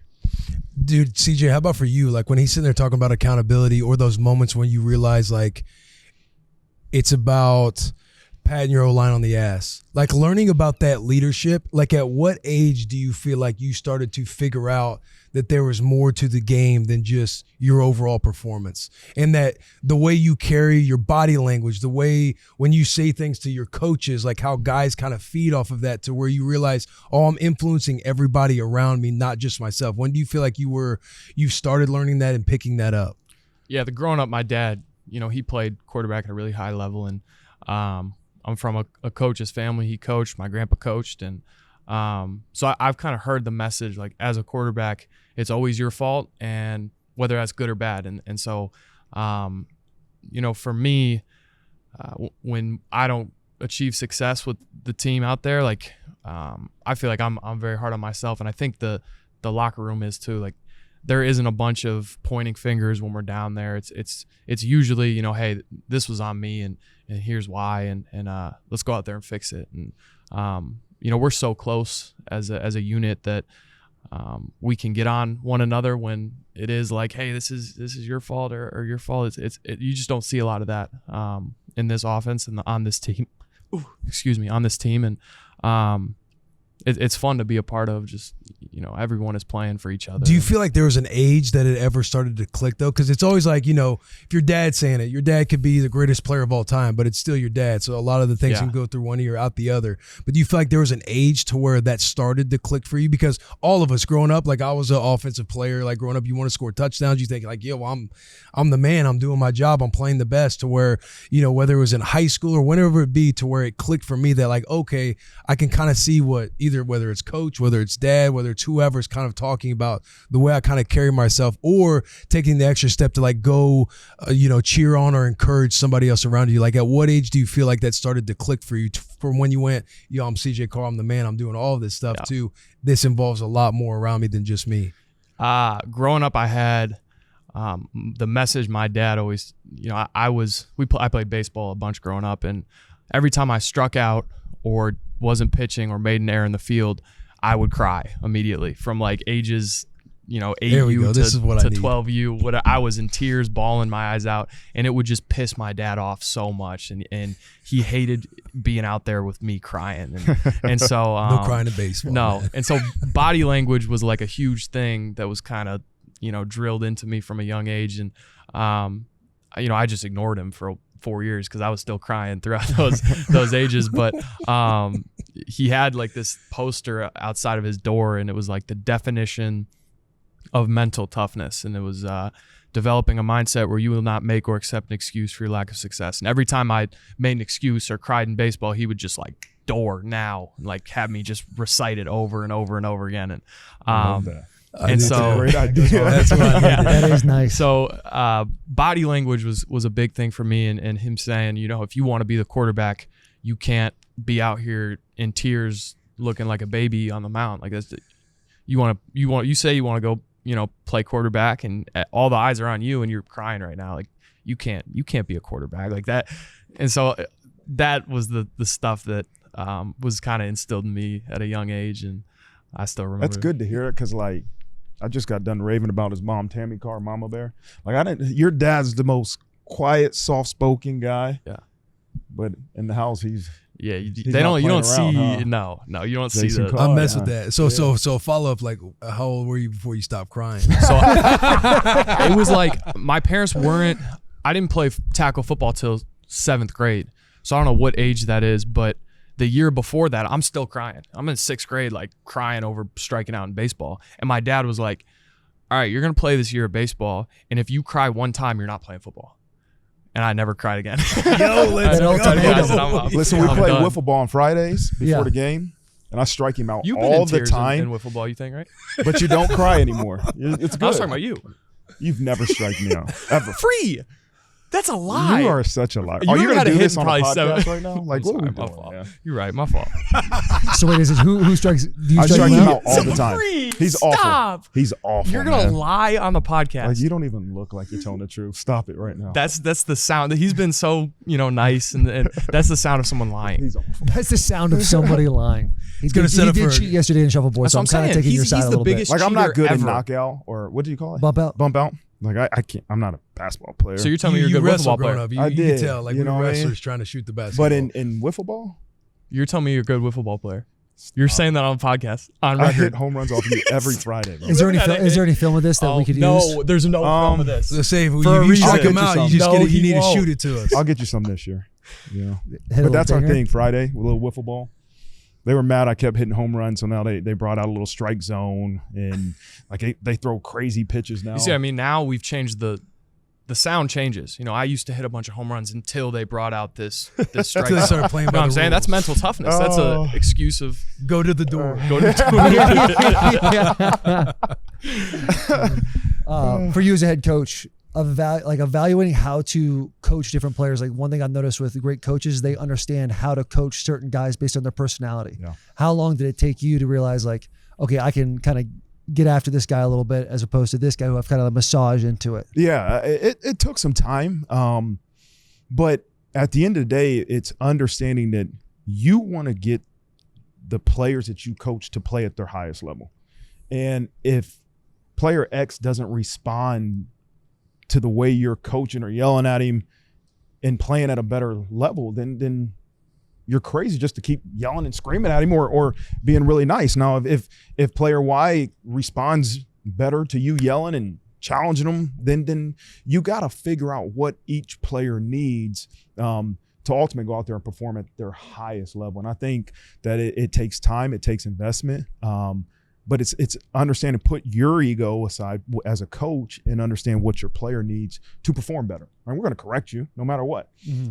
How does this correction need to take place? How do you handle correction? For me, my father's military, right? 26 years in the Air Force, like it was black and white, and there was not much of discussion. So that's how I was raised. So if you yelled at me and I'm, yes, sir, okay. Yeah. Certain players don't respond like that. And so coach them in the ways that are going to get them to perform at their highest level. What were some off of that? Like, what were some bad habits that you look back on that you used to have as a head coach? Because when I was with Washington, we had Sean McVay was the OC. I remember asking him, like, what do you feel like the hardest thing is? Like when he was about to go into the head coaching search and everything else, and his response was like, coaching players that wasn't the way I was. Mm-hmm. Like on this connecting with different guys. Like now that you are where you are, what do you look back on where you see old habits that you're like, man, why did I do it like that with some of these players? Yeah. I started coaching when I was 24, and now being 40, I think you mature with time. You coach players differently. You're not trying to be their buddy, but you're ultimately trying to impact them, right? And I think that's what I've learned more than anything is like, how do I find ways to impact, not to get this guy to like me, but to impact him in a way that he's better because I coached him in. And I think that's a great point that Coach McVay made. Like, not everybody responds to coaching the way you do. And you have to understand this isn't about you. It's about impacting those people you coach. And I think but it takes time and investment. It takes true intentional time to figure out what this person needs as a coach. Did you ever have a hard time with being a coach, 24-year-old coach, and trying to not get the guys to like you, or not being okay with them not liking you in certain ways? Yeah, I mean, I think it was laid out to me very clear when I started being a graduate assistant that, hey, you played with a lot of these guys and they're not your buddies, right? You have a job to do. And I'll tell you this real quick. I got into coaching because I wanted to stay around football, right? At 1 year in the NFL, I was like, man, I want to stay around football. I want to coach. And very quickly I learned what gives a coach the greatest gratification is when you help someone have success. I helped this kid, gave him a tip, defense end, to help him get a sack. And I remember he came over and chest bumped me, and it was like, that's it. That's what coaching is. It's not, I just happen to know football. Mm-hmm. It could be any sport. It could be anything. It could be a teacher. But investing in somebody and seeing them have success, that's for me what what it's all about. I love that. Yeah. We got a couple fan We got questions. Oh man, This comes from Alex D. Michelle, Tier 1 Alex D. Michelle. Would you recruit this guy to play a fullback for the Fighting Irish? I believe this question is for you, Coach. This is the individual in question. Would you recruit that man? Yeah, he's got a thick neck. You know what I mean, looks like Bro, it was 19 inches at once upon a time. Yeah, I can tell, man. You see the Notre Dame? I do. The rivals. It was like a rival seminar. I do. Got my photo. You should have been at Notre Dame. Bro, I'm telling you, man. I should have. Yeah, love the Huskers though. Like that is that's number one forever. Number one forever, but There was a love in there's my a heart. lot going on. Yeah. In the last There was a 24 love in hours my with this heart play. that's being a little like recaptured, and I'm remembering those old vibes and the great feelings I did have when I think of the Irish. When you Because I was very salty. When you think about that individual you're looking at playing fullback, what do you think about this guy meeting him in the hole right here? I already see this. I'm winning. You know, 31 national. I don't think I knew that. that was You look overhyped. way scarier in that photo than I you do know. now. Yeah, let me see the photo. That was The free photos that get through the group chat. Oh, you that's look way wild. different, But bro. that's like when I can't remember. Like, what's the guy that played linebacker at Miami? Not Vilma, DJ Williams. Remember that name? Yeah. So he had a baldy. And like I remember that was the thing. Like we played linebacker. Maybe it was the black thing. I don't know. But like you You had got the earrings. we had Did to- you wear the neck roll? I got rid of it my senior year. Yeah. But my junior year I did. And like Bald we head, chose to go bald. And then even in college, there was a couple of times me and Laurinaitis and some of our guys, we chose to go bald. And then you go, all right, I don't want to go bald, man. Now you got a barbershop in your house Yeah. now. Look at Yeah. that fade. Yeah. Both of you. You guys got some nice fades here. Yeah. Julio. That's Shout right. out. He used to He just said buzz we- it. I'm like, man, get a fade, man. You're a quarterback at Something Notre else. Dame. Why don't you grow it out a little bit? Something about the lettuce in the back of the helmet. If my buddies wouldn't just constantly make fun of me, I would go bald too. Yeah. It's just easy. It's consistent. You wake up every day. It's the same. I don't gotta worry about it. That's what I like. That's a nice photo. How about this gentleman right here? He should have been at Notre Dame. That's a good. That's, You see what that patch says in the middle, right? Under Armour All-American? ESPN, what does that say? That was Under Armour All-American. Yeah. Didn't have any offers till my senior year. 3 games got me. Really? That. 3 games. Were you skinny? I mean, you're skinny I was now. literally the same weight I am right now, 254. That was That's like wild. what I was going into my freshman year at Michigan. But I only played offensive line my senior year. So I get to Notre Dame. You know who he remind me of? The Joe Alt. Tight I'll end. take that. I mean, tight end in high school, came into Notre Dame. We came at the same time. He's, 260, right? And he became a dude. Yeah. It's good. Thanks, man. I would have recruited you, though. Would you have? Yeah. All right, I late would've, bloomer. man. Late bloomer. You think you would have gave Notre Dame He a could hard have look? protected you. I would. Yeah, I would have took a visit. No doubt. Coach Free, seen that with the fade, went into his house. I would have drank the Kool-Aid Play for some sure. wiffle ball. Yeah, I'd been out there like, oh my god, we're playing bump out, and he'd correct me, but I guess it's knockout now. All right, we have some fan questions here. Also, we have fan questions. Yeah. What? Go ahead. Okay. This one comes from Caleb P. Matthew. What separates Notre Dame's locker room culture compared to other schools that you've been at? I just think these guys are really close, and we say the brotherhood, but it organically happens because this is a small school, right? 9,000 students. It's not a big campus, so they're organically close to each other. They hang out in the locker room a lot. There are always guys here, and so I think that helps promote that closeness. I remember I used to drive 15 minutes from campus. Right? There's been places when you're in a big city, a lot of guys live a drive away. These guys all live within a mile from here, so they hang out a lot. In city, way too many things to do. Like South Bend, not like a shop, but not like a whole lot. As a small town guy, not a whole lot to do to where the main thing can be the main thing. That makes sense. That's a nice way to put it. Yeah, I did. Yeah, the main. They have the linebacker. Yeah, they got the Yeah, linebacker. that's nice. They got a couple We've been spots. once. We've been there. We've been once. I've never We've been been. It there. was great. You never been? No. We'll take you sometime. Been to Taco Bell. Shane Gillis said, because I told him, I was like, I've never been a linebacker. He said, if you win a national championship, we're going to linebacker. I said, deal. Shane Gillis took us to Taco Bell when we came. Of all the fans that you guys that are fans of Notre Dame that you guys have met, who's the number one like fanboy? I feel like Shane Gillis is up there. Yeah, It has to he be. loves Notre Dame. He loves Dude, Notre he Dame. loves Notre Dame. Hey, how cool is it meeting Vince Vaughn? It's crazy. Is he not the GOAT? The GOAT.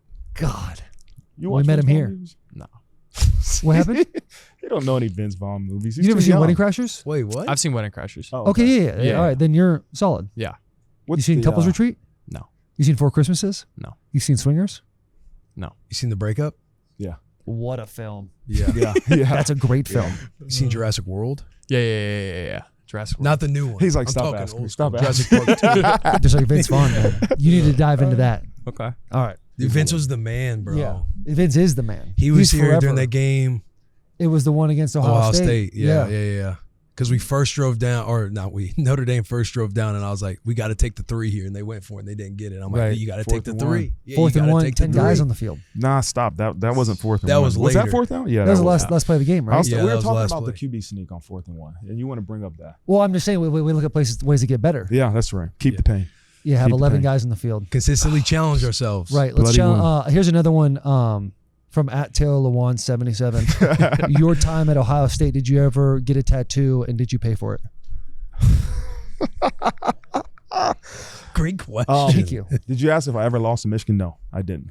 No, I didn't know if that was. Is that what I didn't? You never know. lost to Michigan? Never. I went 1-3. I beat Ohio State. Actually, let me rephrase that. I beat Ohio State once. So, Very good. so did you get any tattoos? It's just a fan. It's a fan when question. when that stuff happened, what was that? 2011? It was like 2000. 2010? Yeah. Yeah. When But- that happened, now this is decade. Like this is almost 2 decades ago. Right. Well, they can't get you now. Yeah, it's over now. But No. when that Everything's came been out, were you kind of like laughing? With What are we someone, talking man, about used to right do now? X, Oh, Y, and CJ, Z." you don't know. No. Sorry, CJ. My fault, coach. We'll tell you later. It's before I'm your gonna tell you day, later, man. Right. Your We'll tell you. grandfather would know, and your Okay. dad would know. All right. But when that came out, were you kind of like, oh man, we were doing X, Y, and Z with memorabilia or tattoos? No, I didn't do any of that stuff. You don't have any tattoos. Like, hey, it's No. over. I got a man. wedding ring. That's it. Yes. But there were guys you were friends with that had tattoos. I don't know. I don't know. Anything you know you don't I know. don't know, Anything and I to don't do know with if they boosters? paid. I don't know if they. I don't know. You didn't hang out with your teammates. I did, but I don't know. Can we move on to the next question? That's all I want to do. All right, can we move on to the Hey, next we're not question? playing Just tell that, them, man. just tell We're that having Coach fun. Freeman, it's over, man. Listen, Yeah, it's over. They It's can't. done. Those men can't Everything get to you the right grave. now. How about the shot about Michigan? Yeah, That's crazy. that was back then. The time, like he never lost to Michigan. It's a flex he's got to give as big as the rivalry is. Damn. I got one here from Nmeyer68. Who were your most influential coaches in your high school career at Wayne or college career at Ohio State that inspired you to become a coach yourself? Sending love from Fairborn, Ohio. I've had a lot of influential coaches. Head coach in high school, my linebackers coach was a complete a-hole, but like you appreciate it now. He's an older guy. His name was Pat Wood. He yell, scream, headbutt you, punch you, but I appreciate it now. He cared. He really did. I appreciate it. You smoke cigarettes all the time and blow it in my face. But, I mean, I'm scarred, but I love him. Like, I love him. And, obviously Coach Tressel, who was my college coach. Luke Fickle was my linebackers coach. But I never wanted to coach, ever. I wanted to be an AD. Actually, my 5th year in college, I GA'd for Gene Smith, who was our athletic director at the time, because I thought I wanted to be an AD. And then after that year in the NFL, I was like, I want to get into coaching. And kind of the journey has got me here. But there's a lot of influential people that, from my dad to all these different people that I've mentioned, that you feel like they have a little part of you, right? There's a piece of them in you and how you lead and who you are as a father and a husband and all those things. How about for you, CJ? Most influential people that have been in your life. Take it. What a great opportunity to really talk highly of your mom and dad. Yeah, for sure. I'm so young. Like, if you ask me this in 10 years, it's probably gonna be Marcus Freeman and Gino Gaduli and a bunch of these people that are here. But in the growing up, and it was definitely my parents and my family and the people my brother who have been with me throughout my whole life and pushed me to be the best version of myself and sacrificed so much for me. So my parents are for sure the biggest 2 people in my life. Do you take media classes at Notre Dame? Miss Katie's kind of the media specialist. Yeah. Because I'll be honest with you, brother, you are well polished. He is. Like, everything you're saying, I'm like, I feel like I'm a GM evaluating this cat right now. I'm seeing no flaws. That's right. Yeah. He wants to have fun a little bit, but he's also like, keep the main thing the main thing. That's Good job, Katie. That's great work. Avoids It's the social life. Like avoids the social life. Doesn't want to talk about the love life. There may be, there may not be. Who really knows? I love it. Keep them guessing. No A doubt. little bit of mystique taking Exactly. place. That's how we like it. How often do you get a haircut? As often as I need. So how often? What's the cadence? What's the weekly? What's the weekly cadence look It like would be for once a week, Coach Freeman? but if I got a couple obligations during the week, then it might be twice a week or No. Twice a week? not often. It's like, how often do I need it? If I'm gonna, like, I had a haircut 2 days ago, so for today I was like, I don't need to get a haircut. But if this was tomorrow, I might get a haircut.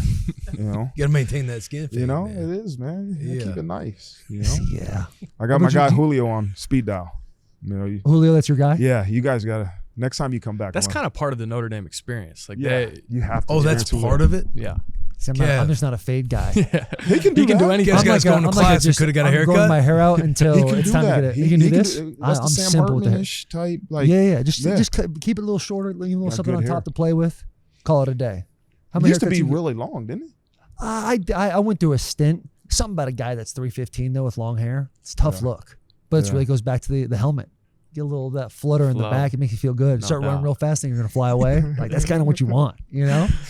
Kind of what you need. Who's your best friend on the team, CJ? Jack Larson and Sean Sevillano are my two. If you had to pick one, who would it be? I can't. I'm not doing that. Gotta pick one. That's No, like, you have to pick You one. have to. No, You have I to. can't. If you don't pick one, they both go. Oh, they're they die. both gone. They both go. I Oh can't. I my. can't pick one. Lone I can't Ranger. pick one. Who's your favorite offensive lineman on the team? I don't want to answer that either. They're all my favorite. I love them all. If you don't equally. pick one, they're all gone. Max Anderson. Okay, there we go. Fair enough. There we go. Do you give gifts like end of the year Christmas gifts to your offensive line? Okay, you're an offensive lineman. What would you want? Like, What are like the that's gifts a you've gotten? Yeah. It's not about wanting something. It's about like how much effort did my guy put in to get me a gift. Okay, Like I look at like Joe Burrow got his boys katanas. those were crazy. Sick, Those were right? sick. What's like that? swords. It's a samurai Oh, sword. really? Yeah. Cultural. Do guys on the team have a golf cart to get around, like their own? No. I have a golf cart.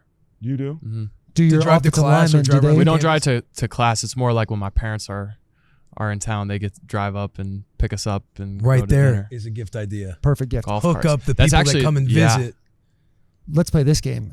If someone got you a gift and you could paint the gift, what gift would you want? Just quality time with my friends, probably. Oh, that's your love language, QT. You like QT? He's awful. He's QT. That's his He love is so language. awful right now. I mean, Quality time with friends and family. Yeah, no, I don't. Is that your love language? Yeah, with my offensive lineman for sure. Yeah. Yeah. you're unbelievable. You know, I think it'd be a nice gift. Mopeds. My But see, dad we're is not- obsessed we with can't mopeds. have them on yeah, campus. Yeah. Get him 2-seater bikes. Oh, that's That'd good. be sick, good. right? That's Buddy pretty him up. good. Get some like industrial, like some That's a all-terrain great tires. idea. Could you imagine just a couple hogs That going would be by us awesome. right now? That would be That's a awesome. Just a great couple of idea. crazy bikes in the summertime. That would be awesome. Yeah, just That'd bring you know, the vibes up. well, yeah. I had a That'd bring the 2-seater bike vibes in up. college. I just Really? rode that solo sometime. Yeah, Who would you have on the back most of the time? Graham Glasgow. Okay. Yeah, he was always my guy. I'd shop at Target. I'd have the 5.5 inseam shorts with the tank top and a fedora on.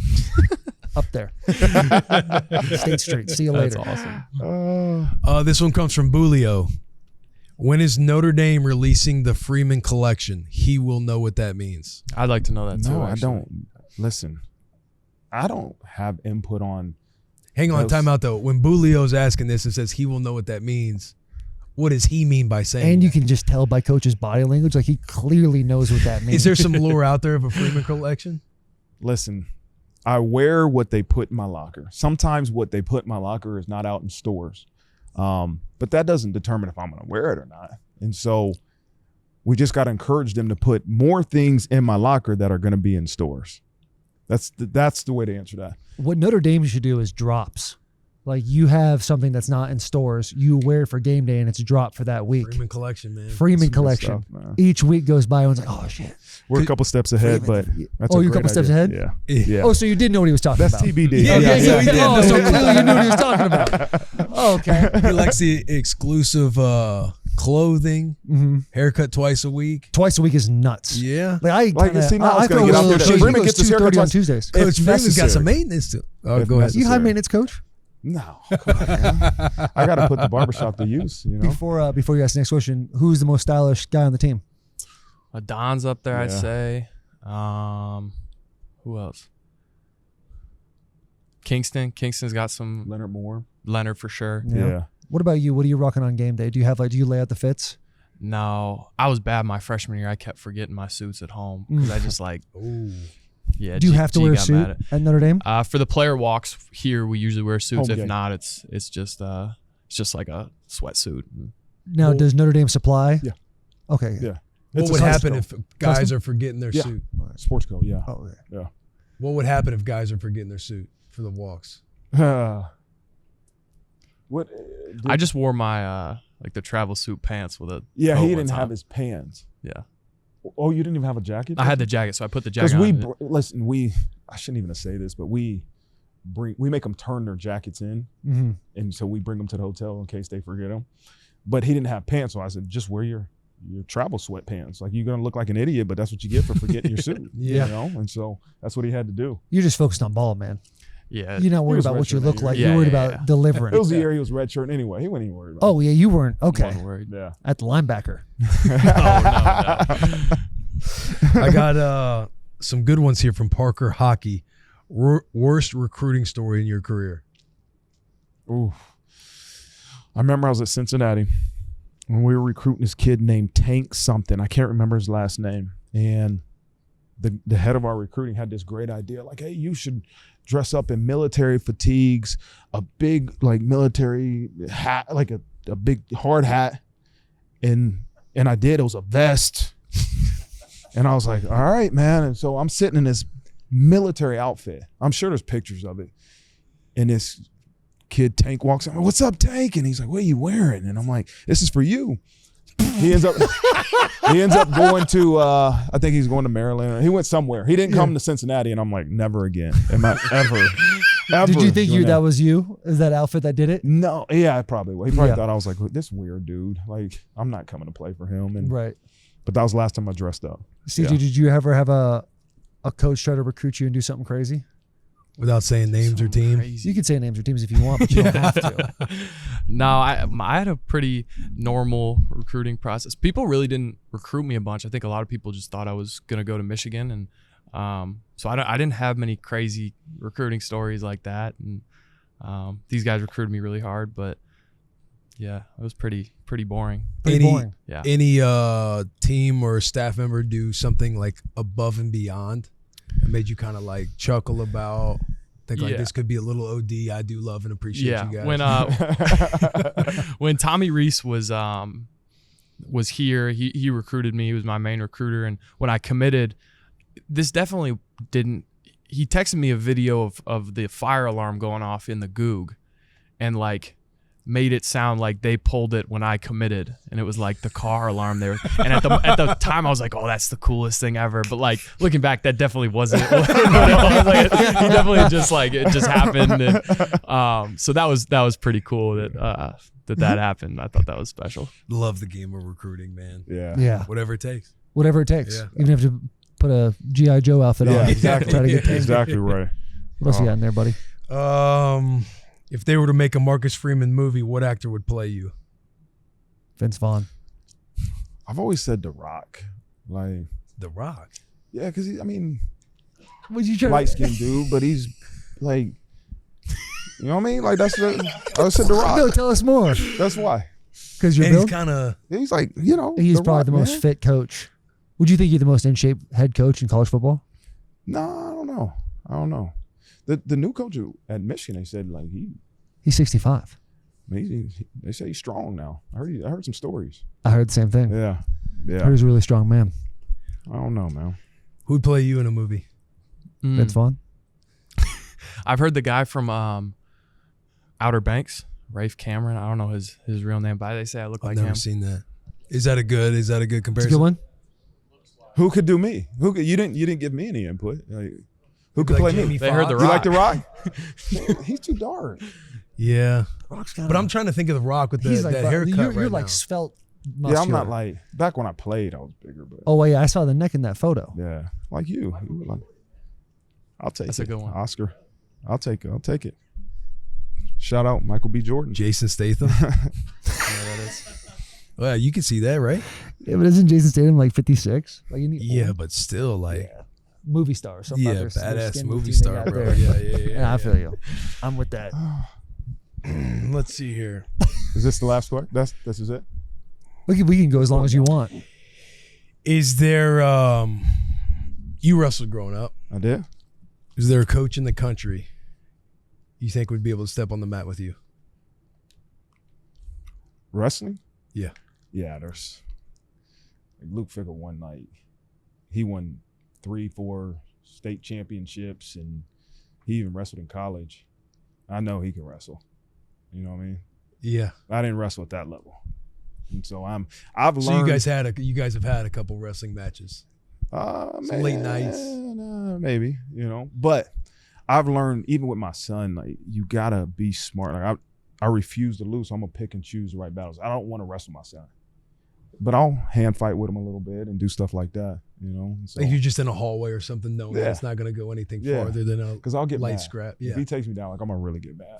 And we don't want that to happen at the Freeman house. So that might be why the little That shuffleboard. Yeah, that's might be why it's a little. It's a little. Yeah. I was worried about the foundation of your Bumped home into when we a were couple playing. I was like, this is is everyone safe in here? Is what I was worried about. Why hasn't Notre Dame entered a conference, and has there been a conversation about that? Really? Listen. That is a whole kid. That's a whole separate pod. Here's why I bring it up. One, it's a great question. But two, the haters, one of their big remarks about not making the playoffs, like, well, if you guys were in a conference, X, Y, and Z would happen. Yep. You'd have the opportunity because you'd be in a Power 4 conference. Yeah. I think there's advantages to being in a conference, and there's advantages not being in a conference. There's a lot of positive things that, trust me, that nobody was complaining about when we made the playoffs the year before, right? And the independence, we look at it as a positive, right? And if there's, listen, we lost 2 games and didn't make playoffs. And so if our administration ever feels like we are truly at a competitive disadvantage by not being in a conference, I'm sure that we'll join a conference. But we shouldn't have lost 2 games. It's a great answer. As simple as that. He hated that question. He did. He hated everything about it. The whole time he's answering the question, I can just feel like Katie being like, "We're gonna cut that." Yeah. Hey, we're not doing that question. Yeah. Who's the tall guy? What's his name again? Yeah, make sure he can't come back. Yeah. That's kind of what I was feeling there. Flo. Thank you. It's very kind. We ask everybody this question on the podcast, and that question is, CJ, we'll start with you. Boys, we all know we do anything for an ice cold Bud Light. We're about to ask Marcus Freeman what he would do anything for. What would you do anything for? Can't say family. Can't say family. I know, Can't right? say family. It's Can be tough. an ambition. We had a guy on. Be a selfless act. Who was the tight end that said he wanted a nice steak dinner? Brock Bowers said Yeah. nice. Luke Combs said fried bologna sandwich. We've So had ask people the say the question Super again? Bowl. So what's something you would do anything for? Oh. Can't say family.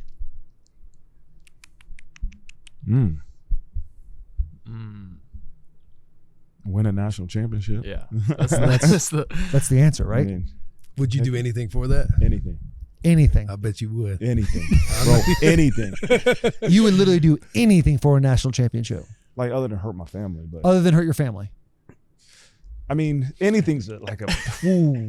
But I'm saying, like, hey, like, we see the banners. Those dates go, like, you guys have been there a few times. We just can't get over the hump. Like, Marcus Freeman, would you do anything besides hurt your family? Anything for a national championship? Same for you, CJ. Yeah. Hell yeah. All right. You would? I don't feel like you would. anything. How bad? Yeah. All right. Do you guys? What do you got, Clump? All right, boys, real quick break in the show. Just want to let you know that these hats, Uncle Hats, are now available at bwtb.com. Comes in this black and white and a multitude of other colors. Let's get back to this episode. So Clump just asked, you mentioned the moms, but you have so many guys on the team that are sons of NFL players. How do you handle all that? Well, it's just because their dads play in the NFL don't mean the moms don't help make the decision. I'll start with that. But it started with a couple guys that their dads played at Notre Dame that played in the NFL, the Bettises, Flanagan, Bryant Young, his son Bryce. And I remember having a meeting saying, if I can't convince you three to choose Notre Dame, when your dads, your fathers are the greatest example of what Notre Dame represents in terms of in football and beyond, then I said, we're going to struggle with Notre Dame. And I can't recruit if we can't convince you. And those three started it. And then, Jordan Clark, Ryan Clark's son came. And then you got the Elijah Burris, whose dad is Plaxico Burris. And then this year we got Caden Finley, we got Devin Fitzgerald, and I'm missing one. Thomas Davis. I already got Bettis. Did you say Burris? Yeah, I said Burris. Yeah. So I say that because now I think there might be some parallels, right? They say, okay, hey, there's guys that have grown up like me that are at Notre Dame. But here's the other thing. I think they see every day with their fathers that the game of football ends. And that's a big thing we sell here is like, we're going to get you to as high as your God-given ability can take you. All right. I know you guys have aspirations of being Pro Football Hall of Famers. If that's how good your talent is, we're going to develop you, and you got as great an opportunity to do it here as anywhere else. But Notre Dame, the education prepares you for life after football too. And you see it with your own eyes with your fathers, like the game ends. And so I think they understand that because they see the life after the game of football ends with their fathers. I love it. Yeah, same. Fellas, anything else? Kev, you got a question? Kev, you don't you have sure? any questions? You've been an incredible, by the way, incredible host. He should get a raise. And so is the same with the ladies sitting back there too. Everybody's you guys have been phenomenal incredible. We've been with Kev the whole time. Kev probably needs a raise. Been good. Talk about a guy's guy. He's a dude. Really bought into Notre Dame. His grandfather got his master's here? Both. MBA? Huh? Undergrad, grad, Your and law school. grandfather? So as long as I've known you, never told me that. That's okay. We'll cut First that. day we met interview, I told you that. We'll cut that. Guy's guy. Guy's guy. All right, let's talk about action items. CJ, we need to get real gifts for the boys this year. Yes, all sir. right. I think the first thing on the list needs to be a 2-seater bike. I agree. I still like the golf carts for the families that come to town. I think golf carts are great. Something funny about a 2-seater though. Yeah. So you got to think about the social aspect of all Do you have that. to get everyone a 2-seater? Do you think you split it in half and everyone, or like there's a 2-seater for 2 guys? I love that. I think you get 2-seaters for like each 2 guys, 1 bike. Yes. Yep. And then Yep. you embroider on the seats their last name or just their number. Okay. So I like you know whose front seats and whose back seats. That's good. Yeah. I like all right. that. That's a great anything idea. else? See if we get You that only have sponsor one through action NIL. That's my No one doubt. action item. Okay. No, dude, thank you for hosting us. It's been amazing. Like Kev, all you guys putting us through the ringer, waking up at 5:45, workouts, meetings, class, finally getting some grub. That's they take care of you. They take care of you. That was more.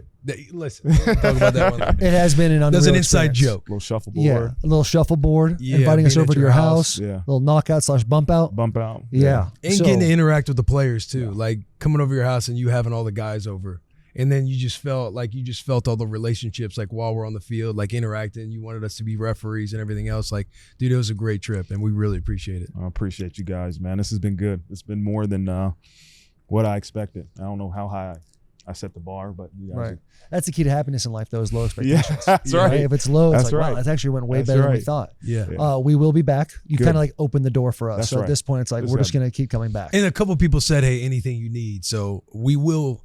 Right. That's right. One thing we need is the jerseys. Oh yeah, but it sounds like he's already signed off. Kev made it seem like it was his call. He made it seem like, hey, if it was my call, If it's you my could get call, him. we're good. Right. We got 'em. So we're good, Kev? We'll talk. We'll talk after. We'll talk. wrap it up. We'll talk after. We'll see you guys in the fall, man. That's a Good luck. Yeah, Can't good luck wait. this year. All Good right. luck this year. Go Appreciate Blue. you guys. Big hugs, tiny Go kisses. Irish. I'm kidding. Go Irish. Well, come on. Guys We'll can't cut razz? Can't razz around? Hey, Fun? you know it's You see his legit face, when he had a flashback when there he for a hits second. the really. Yeah. That's when you know. Do you still have your gold pants? I thought we said rap. That's awesome.